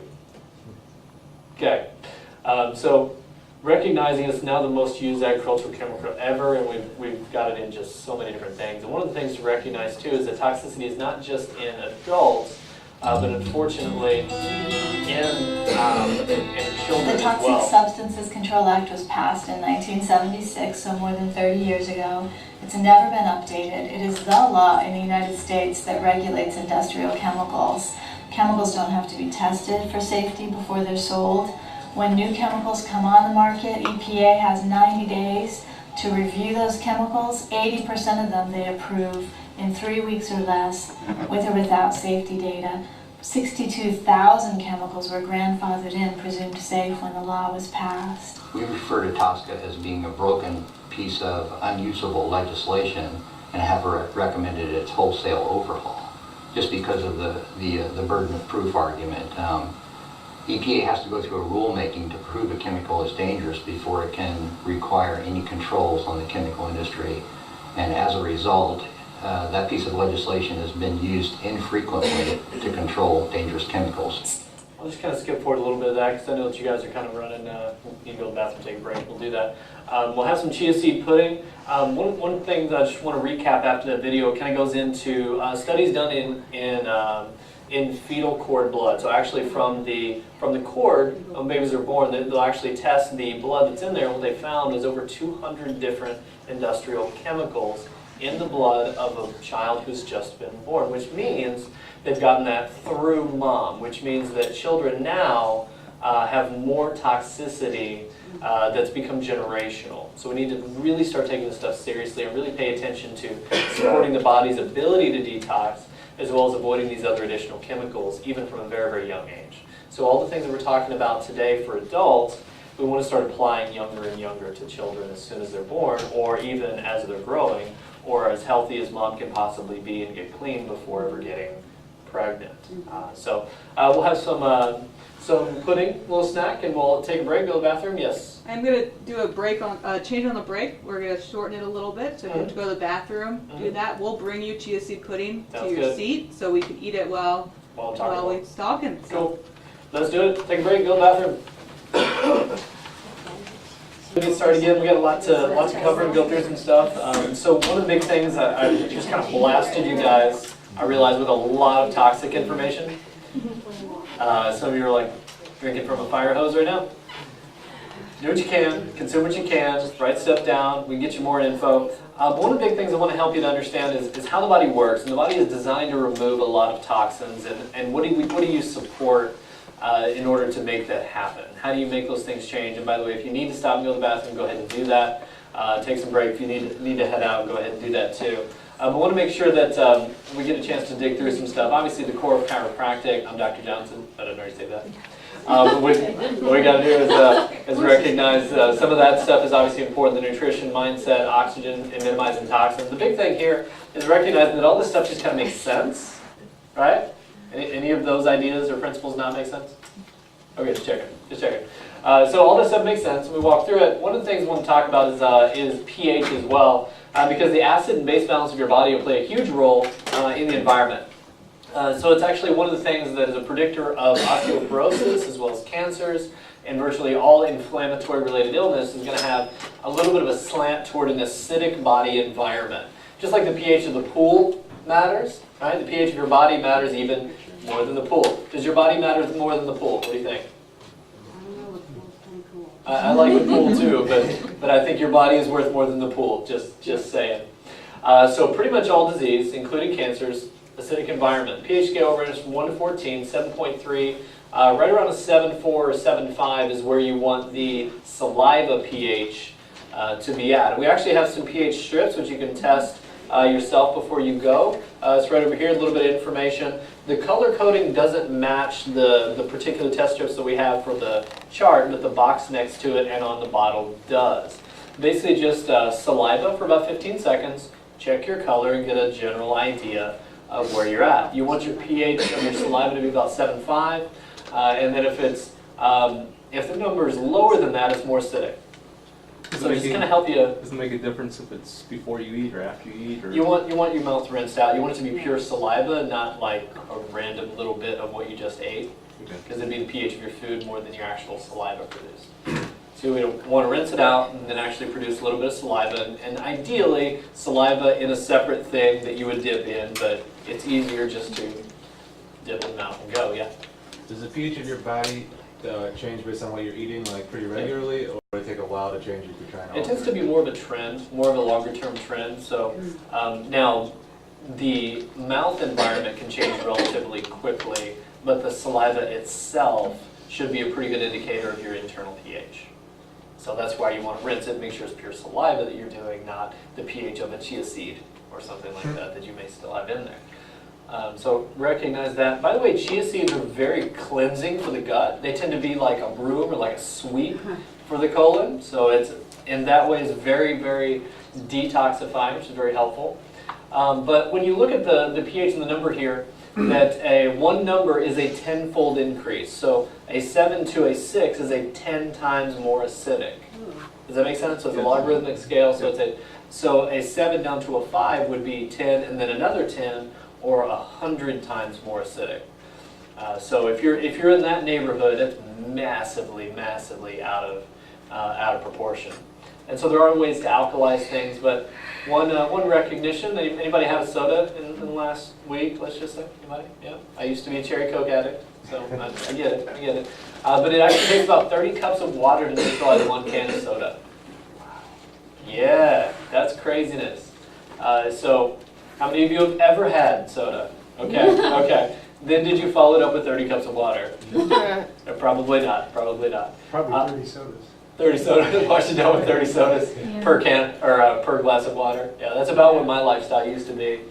Oh goodness, yes. So much change, much shifting. Do the best you can. So do your color match. You can actually check that with the strips that are over there. Do that before you go. Get an idea, because it's very helpful to have some awareness of where you're currently at. And so most of us are going to be slightly acidic, which means we're going to need to move some things in our pH in order to get our body's healthier environment more appropriate. Just talk about the sun real quick. The power of the sun. So there's power in the outside, which is pretty cool. Enough power to grow plants. Apparently it affects your body too. So sun exposure to your skin creates a couple of things through some chemical cascades. Things like vitamin D. Pretty cool. So, you know what this C is in the DHC? Anybody know? Cholesterol. Which means vitamin D is made out of cholesterol, which means cholesterol has important functions.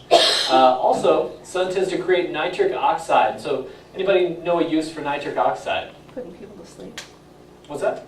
Putting people to sleep. The dentist. Mm-hmm. And what about cardiac related? Nitro. Yeah, it opens things up. So nitrous oxide, it's also good for car performance, you know. NOS. That's something we'll talk about. Anyway, but the NO2 is literally what that is. This is just NO. But that nitric oxide is hugely helpful for circulation, which helps to circulate and get toxins out. Helps to get things moving, nutrients in, toxins out. So you want circulation within your system, and you want vitamin D, which is hugely helpful for the immune system's response. And then, of course, you can get some dietary vitamin D and then supplement vitamin D as well. But the best process, which because it creates so many other good things, is from the sun, which means you don't want to avoid all UV rays. UV is actually something in the natural world as a blood cleanser. You can actually have a blood UV treatment to clean out biotoxins and infections. Yeah. I just want to mention something about the power of the sun, because again, in my old mindset, you know, I just, you know, based on what we're told and we hear on the television and so forth, is that, oh, you know, do not go outside without sunscreen. You know, slather it on and cover up. You don't want any exposure to the sun. And I just want to share that a couple things. Part of my program working with the clinic was to get some natural sunlight without sunscreen. To do it responsibly, like before 10 a.m. and after 3 p.m. And also, and one of the things with that is that along the lines of the benefits of the sun, obviously vitamin D3 and all that, but I know the sun, my understanding is based on what I've read, is that it affects every major system in your body. And it really does, it affects your mind health. It's so powerful.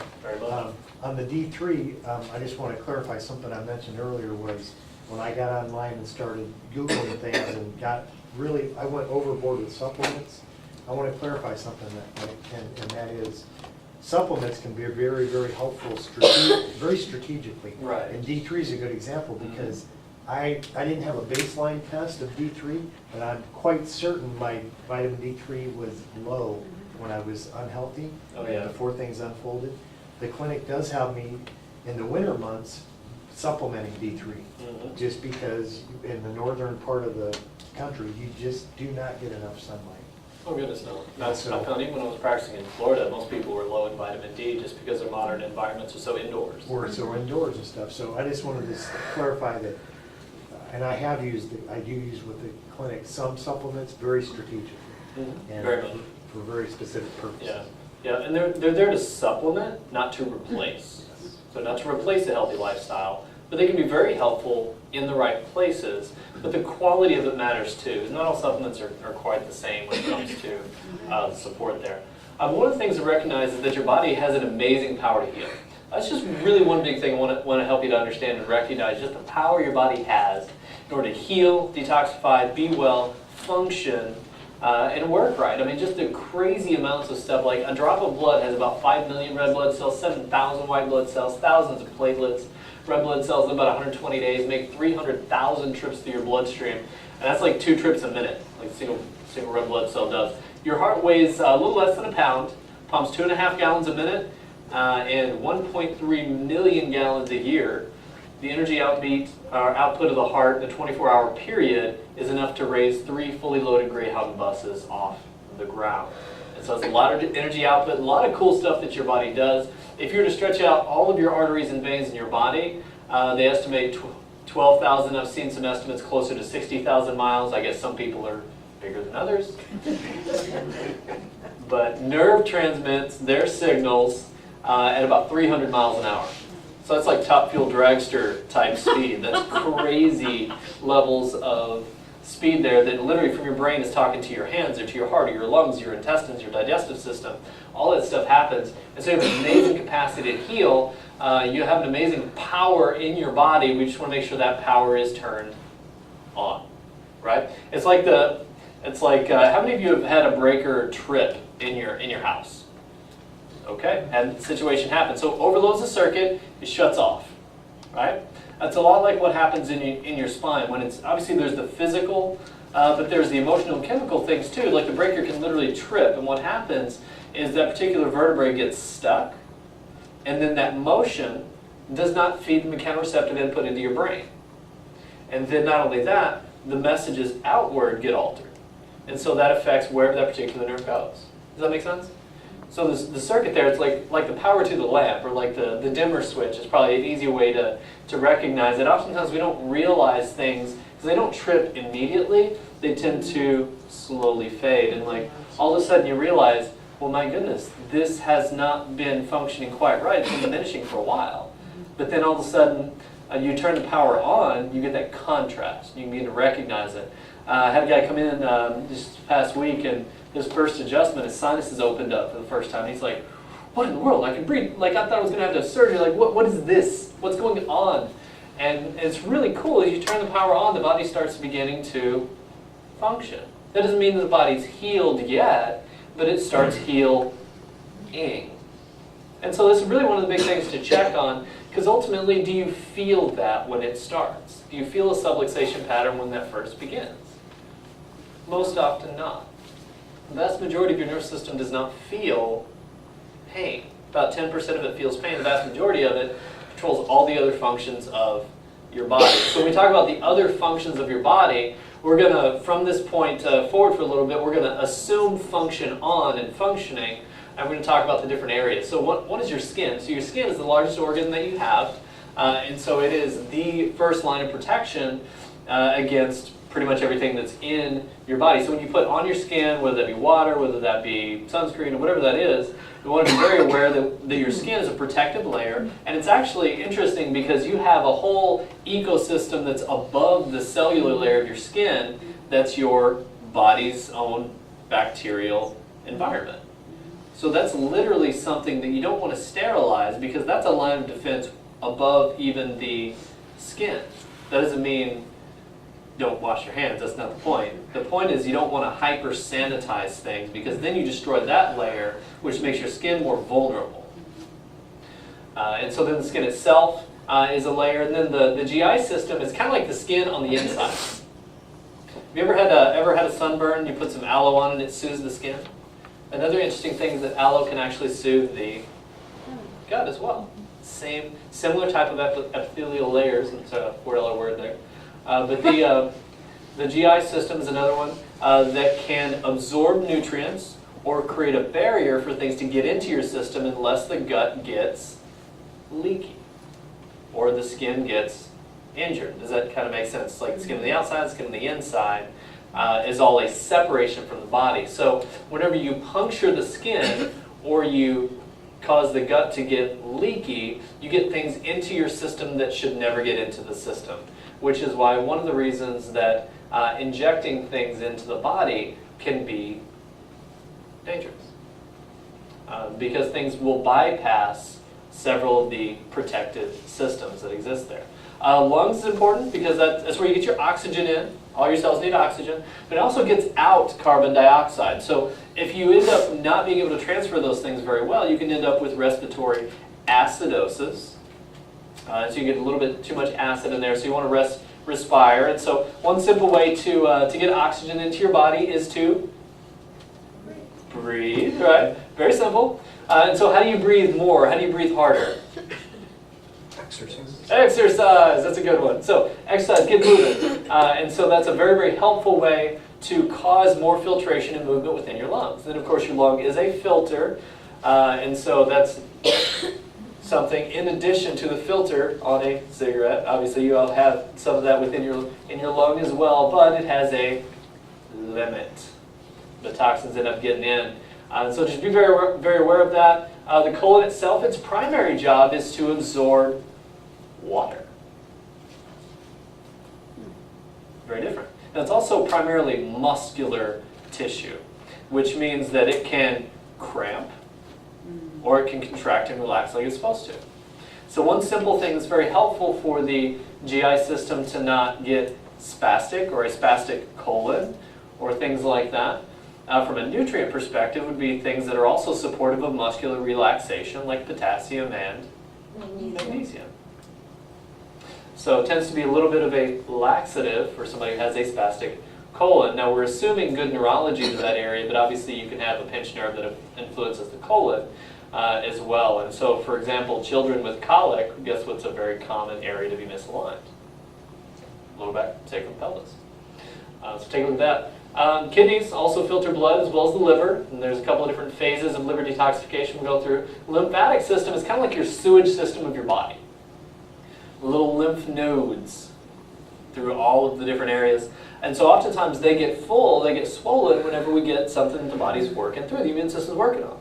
And so when they get full, you want to make sure that they get circulating. You want to get it moving. You don't want any part of the body to be stuck or not moving.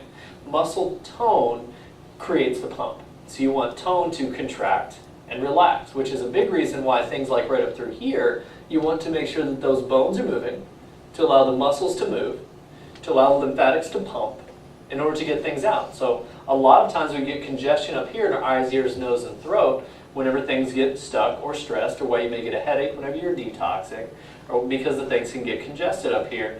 And the upper part of your neck has the densest population of mechanoreceptors, movement perception, that feeds that input into your brain. So the most important area to have moving is right up there. The closest to your brain, which also makes sense. So you want to make sure that stuff is aligned well and moving well. Another simple way to get your lymphatic system moving is to get up and get moving physically. Do some squats, do some moving, do some jumps. How about a trampoline or a rebounder? You can actually get some lymphatic moving, pumping that way. Just literally jump, and that creates that little bit of, a rebounder is a little bit different because it doesn't spring, it kind of stops. And it creates a little bit of a different effect, and that creates that jarring downward, which helps to create that pump effect within the lymphatic system. So it basically looks like a little trampoline, only instead of springs, it has a little resistant elastic type band. So simple stuff like that. And then of course hydration, and then another thing is antioxidants, whether it be like a vitamin C, a turmeric, other anti-inflammatory sort of things. There's a lot of antioxidants in berries, there's a lot of different stuff like that. A lot of antioxidants because they help to clean up the free radical kind of explosion damage that happens from inflammation from all kinds of stuff. And then the fat cells themselves. So fat cells, there's a hormone called leptin that tells your brain to burn fat. The problem is that if we eat a lot of sugar, we have a lot of insulin, and then insulin receptors can be burned out. That's type 2 diabetes, and you can end up with leptin receptor resistance as well. That's weight loss resistance. And it happens the same thing. So then if you have that situation and fat cells get congested from toxicity, then you don't get toxins out. You're more likely to store weight, store more fat. It's like, man, it just cannot, for whatever reason, get that going. And so toxicity is a big reason for weight loss resistance. And so wherever those toxic sources are, or whatever types they are, that is very, very common. Once you get the body healthy on the inside, then your body can start letting things go. But if the body's not healthy on the inside, you can't let those things go. So it's like, you don't lose weight to get healthy, you have to get healthy to lose weight. So it's very different. So lots of different organ systems as we walk through that. So extracellular detox, that's things like the kidneys, the colon, those guys. And so balancing the external cellular environment. So breathing, that's your oxygen, CO2, like I talked about. Fluid exchange, that's sodium, potassium. Osmosis, another big word. So that's water. So like reverse osmosis is pulling the water out versus osmosis is water going in, because water moves to the greatest concentration of minerals, which means if you're dehydrated, an easy way to retain the water you actually drink is to have minerals intake. And so that's why electrolytes are so important to consume. And then toxic elimination, things like lymphatic, colon, and kidneys, you need lots and lots of water for that. And so you also very much need to drink lots and lots of water. So your body's about 70% water. Dehydration will slow your metabolism. Uh-oh, that's not good. Drinking lots of water can also curb hunger. Well, that's pretty cool. So next time you're hungry, drink a bunch of water and then see if you're still hungry. You might just literally be dehydrated. So drink lots and lots of water. So one simple way to shoot for something as far as hydration is about 50% of your body weight in ounces. So if you weigh 200 pounds, 100 ounces. So hydrate well. Then we need to get stuff out at a fluid level. That's the sodium-potassium ratio. A gram of sodium holds about 11 gallons of fluid. So when it comes down to the sodium and potassium are kind of the teeter-totter balance. Okay, so whenever you have high amounts of sodium, you need to have higher amounts of intake of potassium to balance it out or reduce the amount of sodium. And that's really where, when it comes down to fluid and inflammation and high blood pressure and heart-related issues, they always say watch your salt intake. But what they really mean from a scientific perspective is the sodium, not just salt. Now, table salt is iodized sodium and chlorine. That's not the same thing as a sea salt, which has a huge spread of all kinds of other minerals and electrolytes and such. So big difference. An increase in vitamin K levels will help to flush excess fluids and sodium from the body, which means increase your K or your potassium levels. Yeah? Himalayan salt is not the same as sea salt, right? It's another good one. But does it have the same things as a real sea salt? Yeah, basically. Yeah, Himalayan pink salt, sea salt, different seas. But yeah. So other good sources other than salt are going to be things like, and yes, do sea salt, do some Himalayan pink salt, do that stuff. Use it liberally, hugely helpful. But things like avocado has some good potassium in it. Acorn squash, spinach has some. Sweet potatoes, wild-caught salmon, some apricots, pomegranate. Coconut water is a good one. Beans, banana. Now, one of the things to recognize too is things like dried apricots and bananas are going to have a higher amount of also sugar. So you want to go towards some others. Another interesting one for electrolyte and hydration, pickle juice. Yes, pickle juice. Have some pickle juice. I know, how weird is that, right? But it basically is a preserved, fermented type of thing if done in the old style fashion.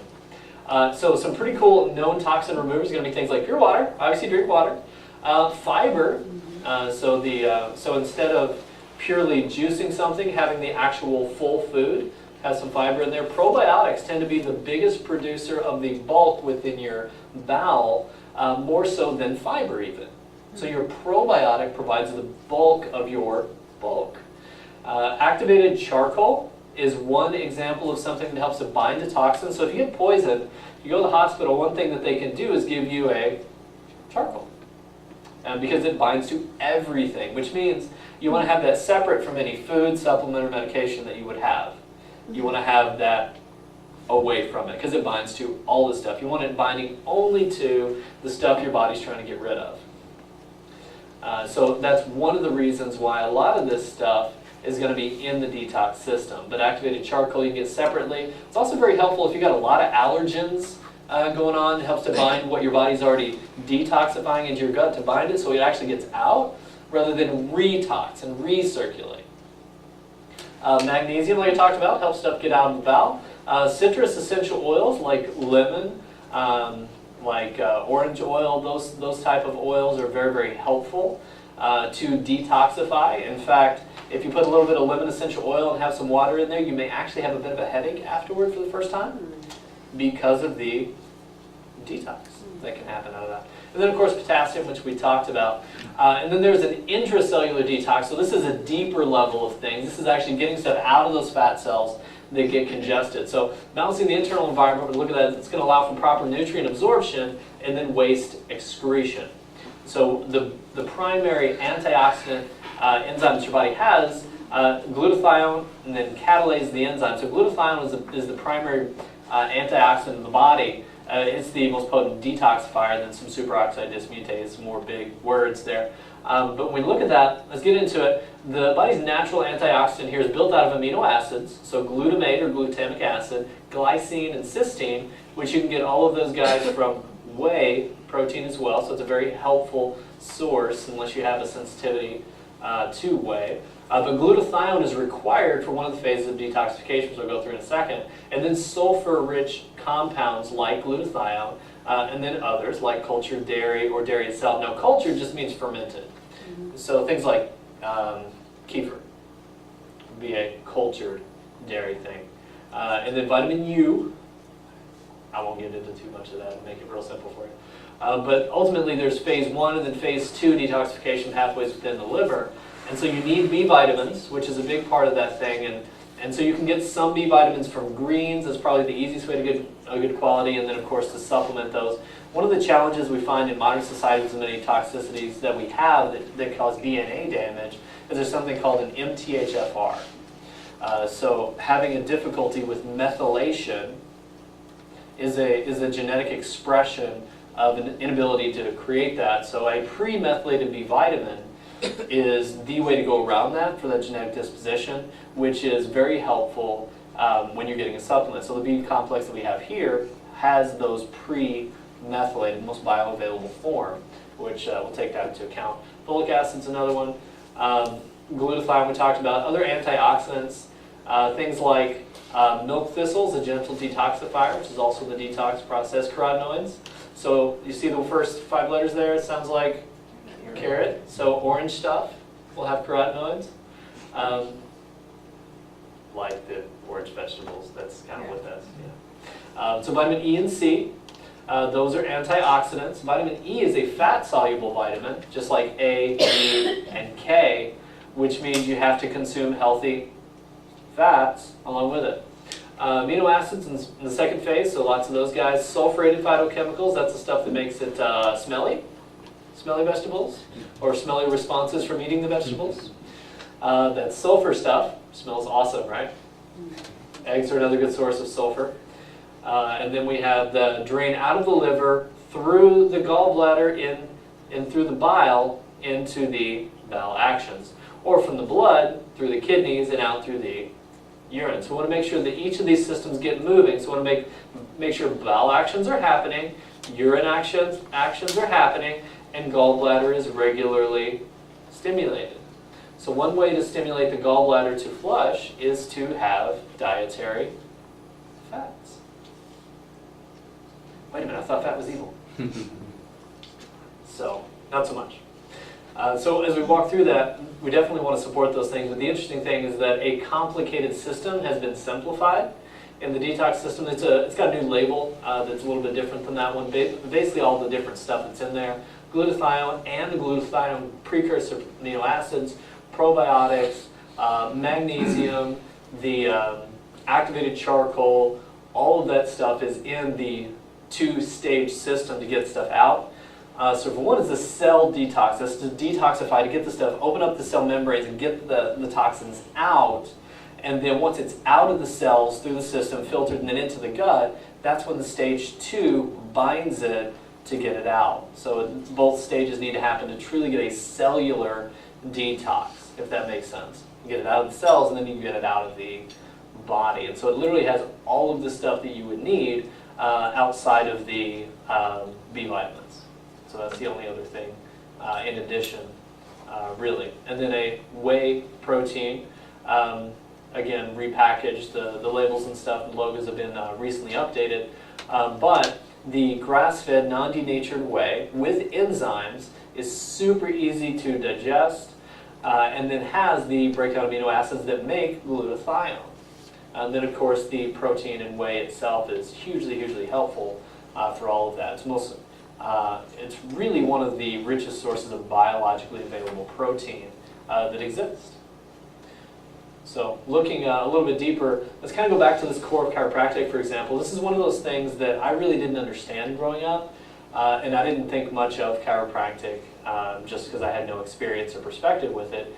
But really it is one of the missing keys for detoxing from above down, inside out, because ultimately all of the detoxification organs and systems are required to be neurologically mediated, as well as all of the movement to happen in each area. Does that kind of make sense?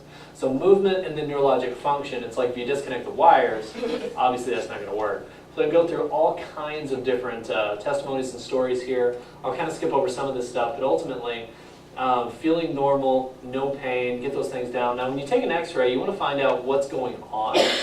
This one in particular says too much flexion of the skull, and then this area is kind of bent backward, and you start restoring or correcting the normal curve that should be in the side view of the neck there, and getting that atlas, I jokingly call that an airplane, like there's the cockpit and there's the tail of the plane, that the airplane taking off is in a much better position. You know, it's interesting when you start looking at physics, and you start looking at structural integrity, and you recognize the design of the body is already the same stuff that engineers use to build bridges and dams and all that out of, and aviation's angle of 18 degrees is where you start to get lift. Like, that's crazy to me, that 18-degree angle is literally where airplanes start taking off. And like, when I found that out, I'm like, you've got to be kidding me. That's nuts. And then the curve there. We went out to a seminar in Las Vegas, and one of the things I had an opportunity to go see was Hoover Dam. And now if you've seen any of the pictures there, you notice the angle of the dam. Yeah, it has that curve there. You can take a picture of an overview, and if you size it appropriately, it's the same curvature. The exact same curvature as should be in the neck, the mid-back, or the low back. The 45-degree angle across a 60-degree arch there is crazy. That's exactly what it should be. So when the spine is in that position, it's very strong. It's very structurally stable. Bones and arthritis should just never happen. Things should not degenerate while you're still living. When you pass away, the thing that lasts the longest is the bones. But all too often in our modern society, with all the modern inflammation and chemistry, the modern stresses, the deconditioning of the spine, sitting too much, all the different falls and crashes and bumps, and then the physicality of the birth process that causes the first subluxation for most children can cause a breakdown of the spine prematurely. And that's called arthritis. So recognizing, correct what needs to be corrected, but most importantly, maintain the spine just like you would your teeth. Brush and floss, traction and wobble. You know, and I'm serious. It's the same idea. You want things to move and you want it to be aligned well. And so how long do you think I would recommend that you take care of your spine for? How much of your life? Yeah. Because how often do you use it? Yeah, you use it every day, right? You use your spine, you use your teeth, you eat, but for some reason it's like escaped our logic and we just don't pay attention to that stuff. But we just didn't pay attention to it. So when we talk about wellness care, that's where the really cool stuff begins to happen, because you're not immediately healed when you get adjusted. But when you get adjusted, it opens up the power, if you will, and then the body begins to heal. And the longer you can keep the body healing well and nourish it and live good lifestyle, the more you maximize your health outcomes over time. That's where you really get the cool benefits. It's the longer term. Like in my own life, I didn't immediately get rid of migraines or the sinus infections and all that stuff that I used to have, but I slowly healed over time and got just a little bit better and a little bit better and a little bit better until eventually I realized, where'd that stuff go? I just realized, oh my goodness, I didn't have an infection that winter. What happened? And that's when it started to hit and started to get really cool. Skip over some case study stuff, but migraines, lowered immune system, sinus troubles, hay fever, abnormal sleep patterns, eczema, hearing loss, tonsillitis, chronic cough, croup, pins and needles into the arms and hands. In the thoracic spine, asthma, functional heart problems, bronchitis, influenza, gallbladder troubles, liver conditions, blood pressure problems, indigestion, heartburn, gastritis, lowered immunity, allergies, kidney troubles, chronic tiredness. In the lower back, constipation, menstrual problems, bedwetting, knee problems, sciatica, backache, poor circulation, swollen ankles, weakness into legs and cramping. Wow, I'm out of breath. And that's naming only a few. So if you have warning signs, and those are basically like the check engine light in your car, you want to find out why. And so most of you are here who are already patients and caring for these things. If you're not, and you've got some of these things, or if you have some things you want to take a look at, let me encourage you to do that. First step would simply be to set up the appointment, do history consult, an exam, do some imaging, do some x-rays if we need to do that. And we'll do that as an event special for just $25 for the exam. And just get that done. Super simple for you. Now, if you have x-rays done anyplace else, what's the cost on stuff like that? Anybody know? Not $25, right? And so, very simple. Do the stuff and take a look at it. We're going to take a little bit of break, but I think we're running low on time, so I want to move forward a little bit. Let's talk about food. Anybody like food? If you need to go up and go to the bathroom, go for it. Do your thing. But we definitely like food and want to talk about nutrition. This sustains your well-being, and I like to say the first bad thing that ever happened was when Adam and Eve cheated on their diet. So, another side thought is if an animal is telling you to eat something, think about it. He doesn't want to be eaten. But like the serpent said, hey, have this, surely you will not die, type anyways. But if an animal's telling you to eat something, it's probably not a good idea. So guess what? When you see cartoon characters trying to tell you to eat their product, it's probably also not a good idea. But it's kids are very suggestible, so just recognize that. A simple example of a detox smoothie, and I'll kind of walk you through some of these things to help you understand. So coconut milk, healthy fats, coconut water, electrolytes, coconut oil. Coconut's got a lot of good stuff in it. It's crazy. Look at that. There's a lot of healthy fats. So that's where MCT oil comes from. It helps the body to burn fat, produce ketones, all that good stuff. Some ice, which is basically just frozen water, if you didn't already know that. Hydrogen monoxide. We've got the handful of spinach, so greens, electrolytes, B vitamins, stuff like that in the spinach. Helpful antioxidants, helpful good stuff for detoxification as well. More antioxidants in some blueberries, handful of that. They're also very low glycemic. And then grass-fed whey has some of the amino acids in there. And so you do that, you create this thing. It's literally a detoxification helpful. So just a tremendous amount of good stuff in a little thing in a cup. And it's really easy. You just throw a few ingredients in there, blend the thing up, have it. If you need to sweeten it a little bit, throw in some stevia. Berries tend to do a pretty good job of that, but if you need to throw in a little stevia, go for it. But it becomes very, very helpful, very, very simple as we walk through that. So let's move on. Go through, when we talk about it, primarily we just talk about eating real food, okay? Things that used to live. You get what I'm saying? Yeah. If it's in a box, probably not a good idea. In a bag, probably not a good idea. Out of a window, probably not a good idea. Things that used to live. Things were living. So things like greens, things like animals, things that come from like the dairy or the eggs or stuff like that that would be from them. Now obviously there's some dairy sensitivities that people will have, partially due to the toxicity and dysfunctions that happen, as well as the modification of these things that have happened over years. So when it comes down to it, There's really a couple of different plans we want to talk about. One is the core plan and one is the advanced plan. The core plan is kind of your maintenance structure. Here's the breakdown of the macros, percentages, if you're looking for that. You don't really need to calculate those things unless you're really, really digging in deep. But just to kind of illustrate the difference, the advanced plan is more the hormone repair, correction, those sort of things. How many have heard of some of the diets like the Whole30 or the Paleo or the ketogenic type of diets? This one is usually right in the sweet spot for sustainability. So it's harder to maintain some of the others, but this one maintains really, really well. So moving toward the advanced plan, really one of the big distinctions here is a reduction of the carbohydrates, and check this out, an increase in the fats.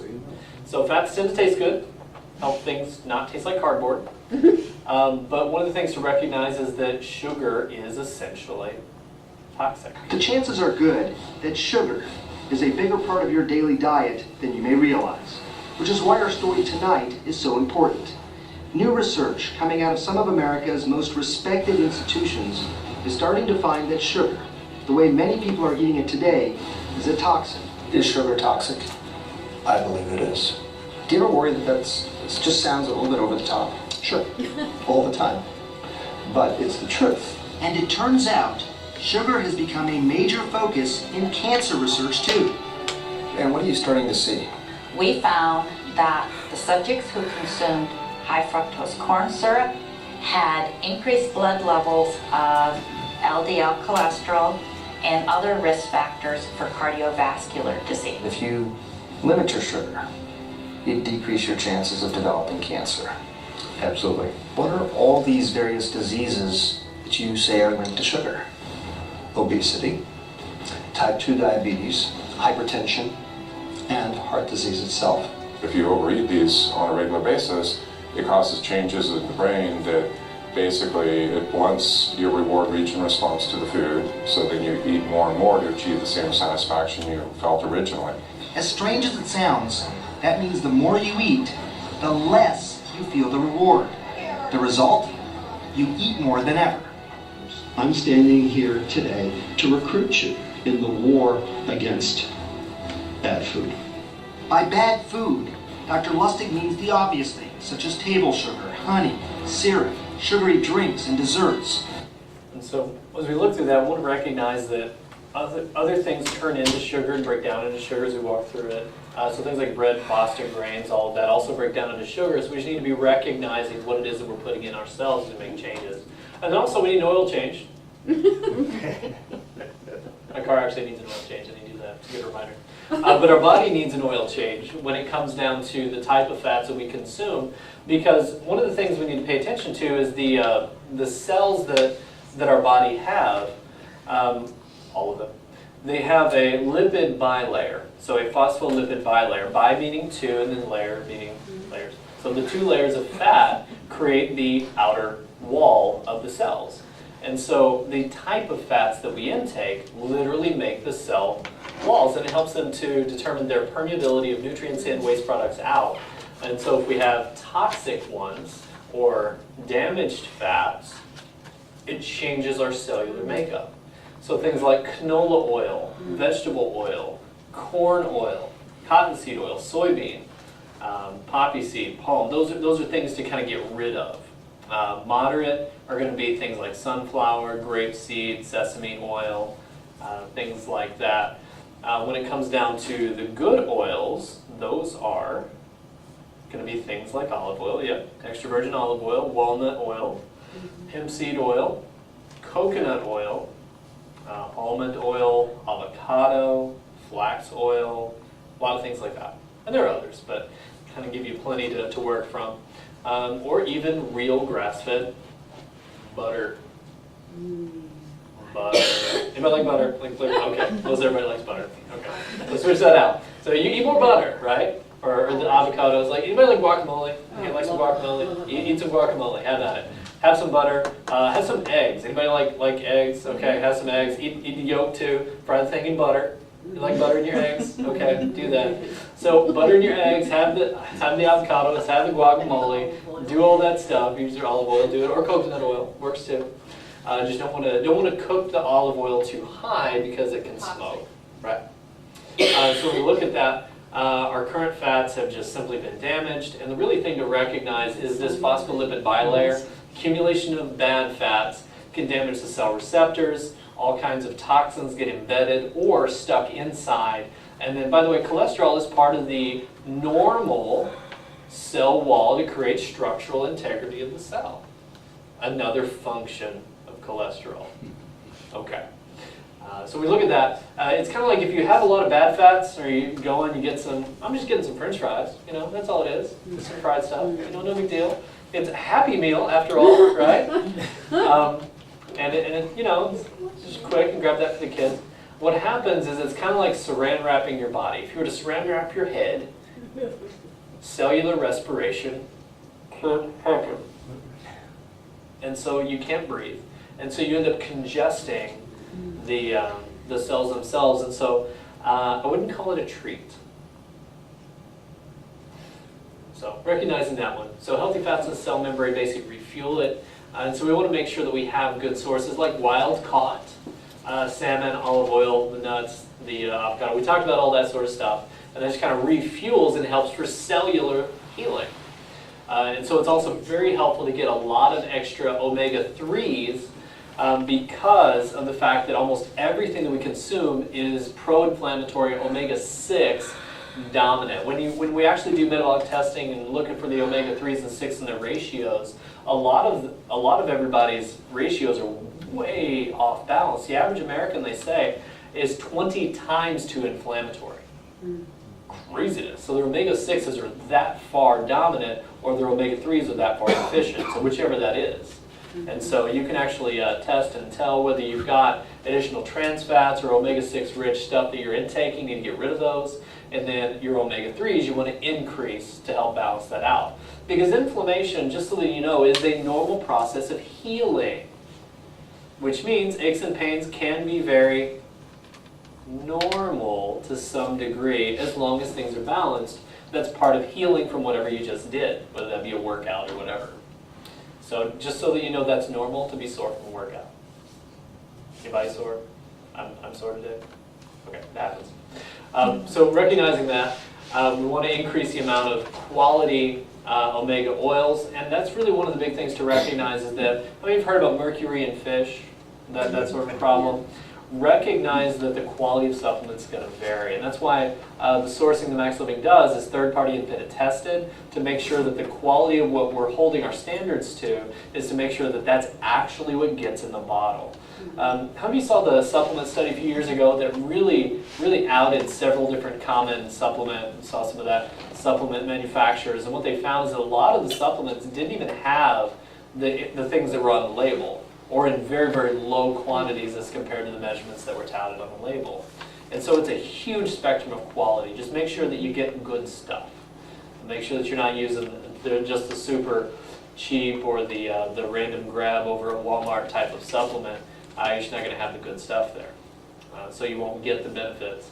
And then how much protein is too much? So one other thing that really kind of surprised me until I started doing a little bit deeper research into it is that the amount of protein that we intake can also trigger things like insulin. Really? Just kind of blew my mind until I started testing these things a little bit more and looking at it deeper. That that too much protein can cause higher blood sugar, insulin responses, can all of that as well, which is craziness.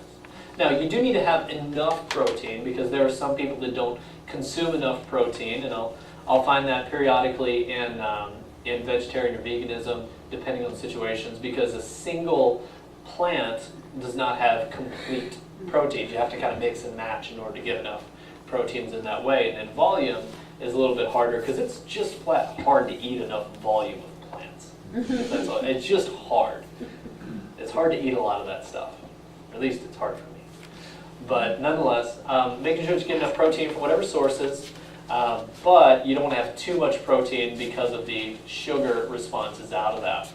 Now, another interesting thing from macronutrients, before we move on, is that you can get all of the essential amino acids that you need and all of the essential fatty acids that you need from proteins and fat sources. You actually do not have essential carbohydrates. They don't exist. Kind of blew my mind. I'm like, wait a second. You mean you don't have to have sugar and carbohydrates consumed? You really don't. Your body can actually make them. Your liver can make and convert a lot of those things. Now, you may have trouble doing that if the liver's congested and toxic. And that may be why you get hangry when you don't have some sugar. It happens. It happens. Like, I need something. You wouldn't like me when I'm angry. So another simple thing, the cheapest and easiest plan for breakfast is fasting. It sounds like a joke, but the best way to lose weight or to start a detoxification process, kickstart your immune system, is to stop eating so much. It's crazy because if you were to think about the way that people used to eat, we didn't have as much availability to food as quickly and as easily with as little effort as we have now. It's like whenever you go get food, historically, back in, let's say, hunter-gatherer society, you had to actually hunter-gather your food. Then you had to prepare it, then you had to consume it, then you had to fight somebody to not take it from you. And so there's a lot of energy expenditure there, where now, goodness, you don't have to go pick it, you don't have to grow it, you don't have to harvest it, you don't have to hunt it, you just go to the store and get it. Well, goodness, you don't even have to go to the store and get it and then cook it. You don't even have to cook it anymore. You can go to a restaurant. Man, there's some restaurants, you don't even have to get out of the car. You can pull right up to the window and get things called food. How radically and you can do that 3, 4, 5 times a day if you want to. The body's doesn't need that much. Our energy expenditure is so low compared to how we're designed, compared to how much we consume. There is a huge benefit to resting your gut. Let it rest, digest, heal, let it settle down. So an intermittent fast, very simple. Literally just fast a few more hours than you would sleep. I'm confused with the clock. Well, the point is fast for 16 and then eat within the other window, not necessarily during those hours. Okay. I mean, you can eat at midnight if you want, but I don't get up then. I'm still sleeping. Yeah, it's a numeric rather than chronological. So it forces your body to burn fat stored for energy, which helps to detoxify the fat stored toxins, increases insulin sensitivity, which also helps with leptin, and then increases growth hormone, which is an anti-aging hormone. It's also a performance hormone from a muscular and physiologic standpoint. So literally the breakfast is the most important meal. Not so much. So apparently fasting is better than the Cheerios or Fruity Pebbles that I used to have. Yeah. Just a quick comment. Yeah. I've done this periodically where I will make a point to skip breakfast. And so I've gone for that period of time from the night before dinner until lunch or after lunch. And I'm going to say there is something to this because those days that I do that, I do feel better. Oh man, it's me too. It's like an energy burst that I get. I drink water through that. But I keep drinking water. And the other thing it does that you mentioned, that part of my program was resting the gut. Very important. Gives it a break. Very important. It needs a day off. Yeah. Come on, guys. It just does something to you. And I have it. I just feel rejuvenated or something. Very much, very much. You know, it's interesting because I read about it, but until I experienced it, totally different. Like, I've noticed that when I fast longer, the energy sustains itself. I'll get over the hunger part, and then the energy just goes. Anybody ever notice that I'm kind of energetic and happy in here? Just a little. A little bit? Does that happen? Does that happen? That's not how I normally wake up. Just so you know, it takes some effort to get there. But it takes some strategy of lifestyle in order to be able to sustain and create that. Used to be a little grumpier, a little more angry, stuff like that. I'm just being honest. But fasting, you can literally reset the gut within about a 3-day fast, and then you start creating hormone changes within about a 5 days. So you can fast longer as surges, but intermittent fasting is something that you can sustain. That just kind of mimics the intermittent and changing up the hour and structure mimics a lot more of what we would have used to functionally do just in lifestyle, just because of the fact that we didn't have easy food all the time. So changing that one. We want to get active, right? We want to have some fitness. How many of you know that's important? Yes, physical activity. So there's really two sides to fitness. There's the physical capability of pulling off an action, and then there's the metabolic oxygenation of your body. So if we don't have time for fitness,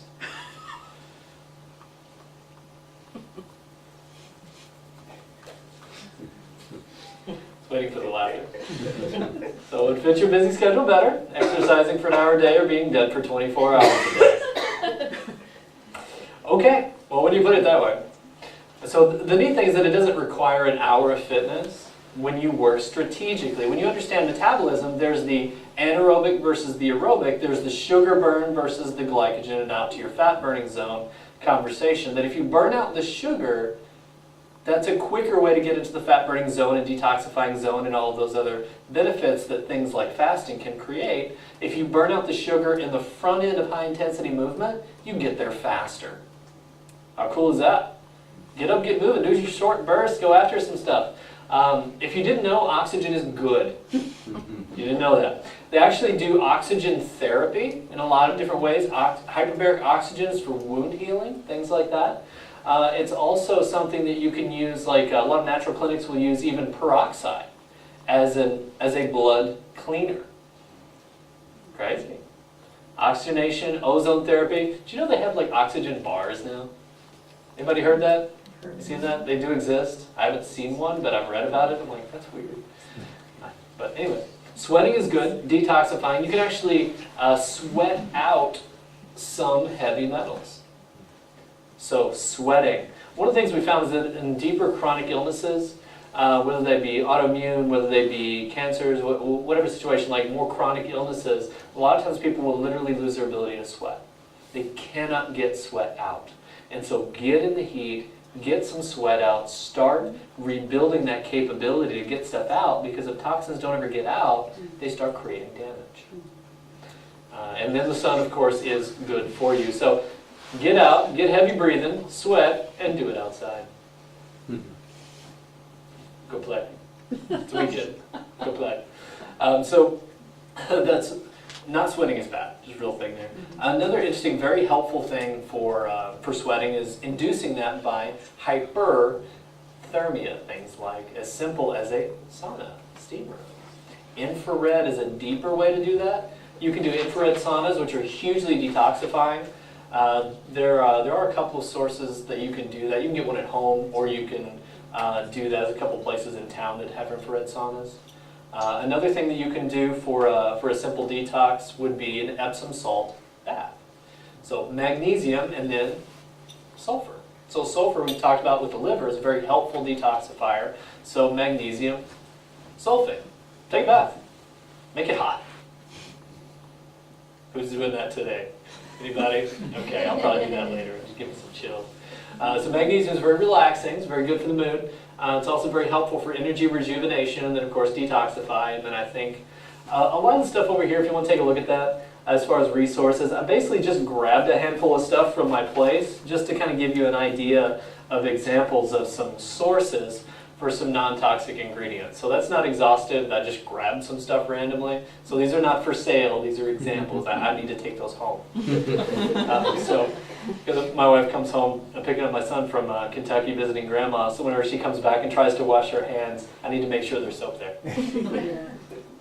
So taking those home. But when it comes down to the fitness, short surges of energy like I talked about, very simply, you can do that. We got a little bit of time. Let's do it. Everybody stand up. Do some fitness. Woo! Who's excited about fitness? Somebody's excited about fitness? Nobody's excited about fitness. Okay. Okay, if you can, go ahead and stand up. If not, we'll do some arm movements. Okay? So everybody's going to have their arms up. We're going to do some squats. Okay? We're going to do this for 20 seconds. Okay? So put some intensity into your squats. We're going to do 20 seconds at a time. And so let's see if I can watch the clock here. We're going to go in 3, 2, 1, go. Put some squats into it. Go all the way down, all the way up. Really put some energy into the squats. So high intensity. This is how you get detoxed. This is how you get stuff moving. Pump your arms. There we go. Let's get some stuff moving. Let's really get going. Boy, that's a long 20 seconds, isn't it? 5 more. 3, 2, 1. Okay, that's actually 20 seconds. You can sit down. Now, who felt 20 seconds of fitness? Anybody? Holy cow. I'm going to get like, it's crazy what that does to your oxygenation. It's like, man, I feel that. What is good? I can't breathe. I can't breathe right now. That's detoxifying. That gets that stuff moving. So the cool thing is that you can literally, now my breath, now it's getting me. There it goes, there it goes. That's metabolically, if you get into biochemistry, that's called the Cori cycle. It is your oxygen recovery. And so that's now happening. I'm telling you, it makes some biologic changes. Whew.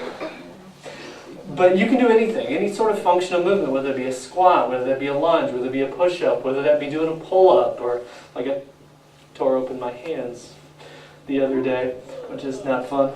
It's hard to adjust people when my hand hurts. But you do all kinds of different things functionally with some intensity, and it creates metabolic change. And it doesn't take long. Man, you can get a serious workout in like 10 minutes. Or less, or 20 seconds. So it's just going after it. That's really all that is. I work out at Upper Ridge CrossFit Gym. Woo! There we go. There we go. And so they're one of our partners for the event today. So we got a little video for you, a little testimony on that stuff. When I first met with Dane about the CrossFit Challenge, I was very intimidated about walking into a gym. This statue, especially a CrossFit gym, thinking I didn't belong here, what would I do here, how would I fit in. I was nervous about the food and how I was going to work with the food program, the nutrition program, especially the no sugar, no flour, something that I had not done before. Sounds familiar. And what I found through this journey is that everybody has been super welcoming to this gym. Every single class session I walk into, people come up and introduce themselves to me. I've never felt like I'm on my own. Even though I may not look like everyone else in the gym, everybody's at different paces, at different stages, and we all encourage each other, and I have not felt like that in a gym environment before. So the misconceptions I had is that I did not have faith in myself, and to participate in this challenge, and what I've learned is that I'm a lot stronger than I thought I was, and I can do this, and I can do this without any fancy gimmicks or weight loss fads or anything of that nature. And I do fit in here. I'm enjoying it and I feel super strong. Awesome. Pretty sweet stuff. So that's where I work out. That's where I do stuff. So it's a ton of fun. Get a good workout. It doesn't take very long. It's a good community environment. So I love that. So dive in. When it comes down to the 5 essentials, just review real quick. Core of chiropractic, nutrition, mindset, oxygen, exercise, and then minimizing toxins. So or you can kind of summarize it into 2 primary pieces when it comes to toxicity. Reduce the stuff that's going in, and the stuff that's in, start getting it out. Does that make sense? So whether it be some heavy metals or food or meds or other kinds of other things, or then the prenatal exposure to stuff, get it out as much as you possibly can. And so some of the detox protocol, when you start walking through it, things like the protein is super helpful to have the amino acids. The detox system is super helpful. The omegas. This is a pro-omega intensive. Which is a little bit more potent than the standard omega. You can pre-order those guys if you want. And then greens. This is a kid's detox powder, which is pretty cool. It's very helpful. You just put it in a smoothie or anything else for them, specifically formulated for little ones. But that's we've got those in a bundle, I believe, correct? Mm-hmm. Okay, so if you want to plug into that. All the stuff today as far as products, 15% off, so take advantage of the sales on that. Get some stuff and really get at it. Hopefully just take care of yourself as much as you possibly can dive in. So just kind of real talk for a second. Again, real picture of me. So we've got the spinal care. Just turn your power on, correct what needs to be corrected, and then maintain stuff. Just take care of it. Mindset, decrease your stress, increasing your peace. Make sure that you actually sleep. Some sleep, helpful, at least once a day. I usually take a little nap in midday, a little power nap. Things are awesome. And then decrease toxic light. It's one I didn't really talk about. I'll just kind of throw that out there real quick. Your electronics or blue light or the things in that particular spectrum trigger artificially the pineal gland in a way that counters the natural light's benefits to the pineal gland through the eyes, that triggers a lot of the neurology and benefits towards sunlight and what that does for mood and depression, all that sort of stuff. You want to be happy, just go out in the sun, right? And then what that does, and having that natural light, allows you to create melatonin when the light goes off. The problem is if we constantly are on our phones or constantly have these lights from all the electronics that are not shut off, then it's really hard to produce melatonin because it's literally triggered by light drop into the pineal gland right in the middle of the brain. So it's literally where this stuff's triggered. So natural light, decreased toxic light, hydration, get your electrolytes in, have some pickle juice, whatever you want. Go through the whatever strategies that we walk through. Definitely sunlight, UV cleanses the blood, and then vitamin D, hugely helpful, whether it be supplement and then just sun itself. Real food, Green's Way, omega-3 healthy fats. Move, get some sweat on, get some oxygen in, and then of course detox support supplements. Does that all kind of make sense? I mean, I kind of just nutshelled the entire thing today as far as strategies. And so one of the cool things are we've got several different partners that have different resources to help in various areas of this. Core Life, anybody eating Core Life yet? Oh yeah, you got a few people going to Core Life. Good stuff. So we've got several resources, or what do we have from them? A free meal. In your Free bags. meal, So, action. Yeah, Yes. check that out. Take advantage of that. So that's good stuff. Go out and get some non-toxic. One of the cool things, I learned a little bit about Core Life. They're based out of New York. They just opened up here. It's their 34th location. They're planning on having about 60 locations by the end of the year. They're all over the U.S. now. They're basically focused around being clean, locally sourced as much as possible. All of their chicken is antibiotic and hormone free, so huge. Steak is grass fed, so that's also huge. Helps with the omega balance and inflammatory balance there. Their dressings, bone broth, and all that other stuff, they make it in-house. And they do not have soda fountains. And so everything's made to order, fresh, personalized stuff, do it to your liking. So Core Life is a great resource. Vitamin Shop does have some good quality stuff out there, things like that we don't carry in here. Again, with any sort of vitamins, you want to take a look at the labels. Young Living has a lot of different sources. Like when it comes to essential oils, a lot of very simple health benefits out of the oils and the nutrient properties they have. Spearmint helps with breath, it's pretty nice. But also we've got the mouthwash and some soaps and stuff. That, like I said, I just grabbed these from home. Here's actually a mineral-based sunscreen. So non-toxic sunscreen there. It's just a facial scrub, has some oils in there and some other stuff. But whenever you're looking at these guys, you want to pronounce as much as you possibly can. And you want to have less ingredients as much as possible. Shampoos, soaps, sunscreen, scrub, toothpaste. Here's a simple one. I don't have the recipe, but I can get it for you. It's basically just a spray. Instead of like a Febreze, it's just a natural spray. This works really, really well to actually get odors to settle down, which is kind of cool. Shave oil, and then, let's see what else. That's actually all of that's Young Living stuff, other than the toothpaste. But you can get that one. I think this one is, this is a Dr. Bronner's. You can get toothpaste from Young Living as well. We just ran out. I think this one is, this one's from, I think Hy-Vee is where we got it. And then the something like this little simple thing for the skin. This was very helpful to keep my torn hand a lot softer. So shea butter, moisturizer, a little goat's milk in there. Really simple, non-toxic. Essential oils, vitamin E, some good stuff in there. I got that one from Hy-Vee as well. Let's see, activated charcoal, you get that a couple different places. You can get that Vitamin Shop, other places. But that one's very simple just to have in addition to the full 2-stage detox. Some Epsom salts, here's an example one. It's got a little eucalyptus and spearmint in there as well. You can take a look at that guy. Just don't swipe some. I'll be using that later. So when it comes down to that, a couple other things. Norwex, Mackenzie is our local resource for that, and you can get some more information from her. But just grab a few things from home, so you can use this as to kind of sweep out and dust and do some simple things. A good scrubber. These cloths, if you ever use any of these cloths, they're super helpful. is you don't actually have to use a cleaner with it.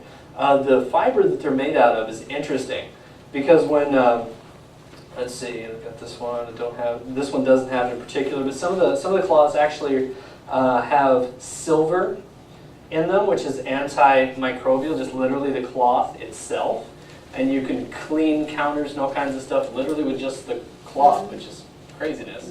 So there's a lot of great resources without chemistry added, whether that be the Norwex or the Young Living sources, some fitness sources. You can do stuff at home with the Max T3, but ultimately for me, I have to go somewhere because I won't do it. At home, I just won't do it. And so Dane does incredibly well there, learns, he knows a ton of stuff, very well educated. A lot of great resources with our partners here. So just plug in, learn some stuff, dig in and just start translating items. You don't have to like literally dump everything in your closet and buy everything brand new, but just start with one item at a time. Next time you need toothpaste, get a natural one. Next time you get deodorant, get a natural one. Does that make sense? So just kind of phase things out slowly over time. Makes it a whole lot more sustainable. And we have a specific challenge laid out to really make it crazy easy to know what in the world can I possibly do just right now in your folder. It literally tells you, here's what to do. Here's what you do. Grab that, take a look at it. Here's your stuff. Take a look at that thing.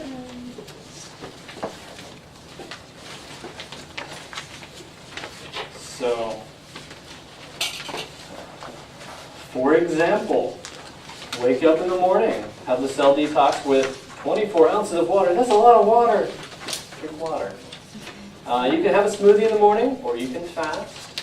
You can throw a smoothie in a little bit later. You can throw in a little juice there. You can juice some things, or you could, let's see, you have your advanced plan level of dinner. There's a ton of resources and recipes available for that. And then at the bedtime, that's when you do your body detox, whereas that's separated from food and or other supplements so that it doesn't bind to the stuff that you want to keep. Here's some recipes for some smoothies. Here's examples of detox juices that you can juice. Or if you don't have a juicer and that's just too much work, you can literally just get the greens and put that in something. That's what I do. That's easier. And then when you look at the organic only versus conventional versus the protein choices, it breaks the stuff down for you to make it more simplistic. And literally it's just a 10-day thing. So if you can commit to doing some things for just a shade over a week, it's a great kickstart toward detoxifying your life. So dive in, do some stuff, ask some questions, check out the resources. Really just encourage you guys to make some changes. The recognition is that small changes really can make a difference over time. There's a book called The Principle of the Path, written by Andy Stanley, who's a pastor. And basically, the principle, in a nutshell, what he did was he talked about this whole idea of if you change the trajectory of your life just a few degrees, then over time you get further and further and further and further away from where you were headed. And the point is that then time is on your side.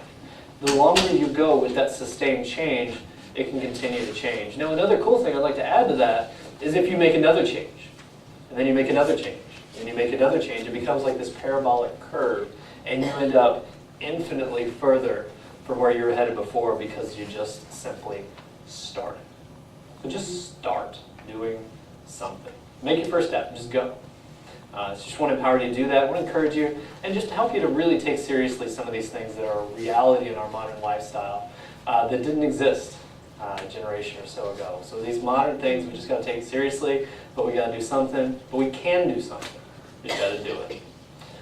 So any questions for the group before we wrap up here? Awesome. Thank you guys. Feel free to ask me individual questions.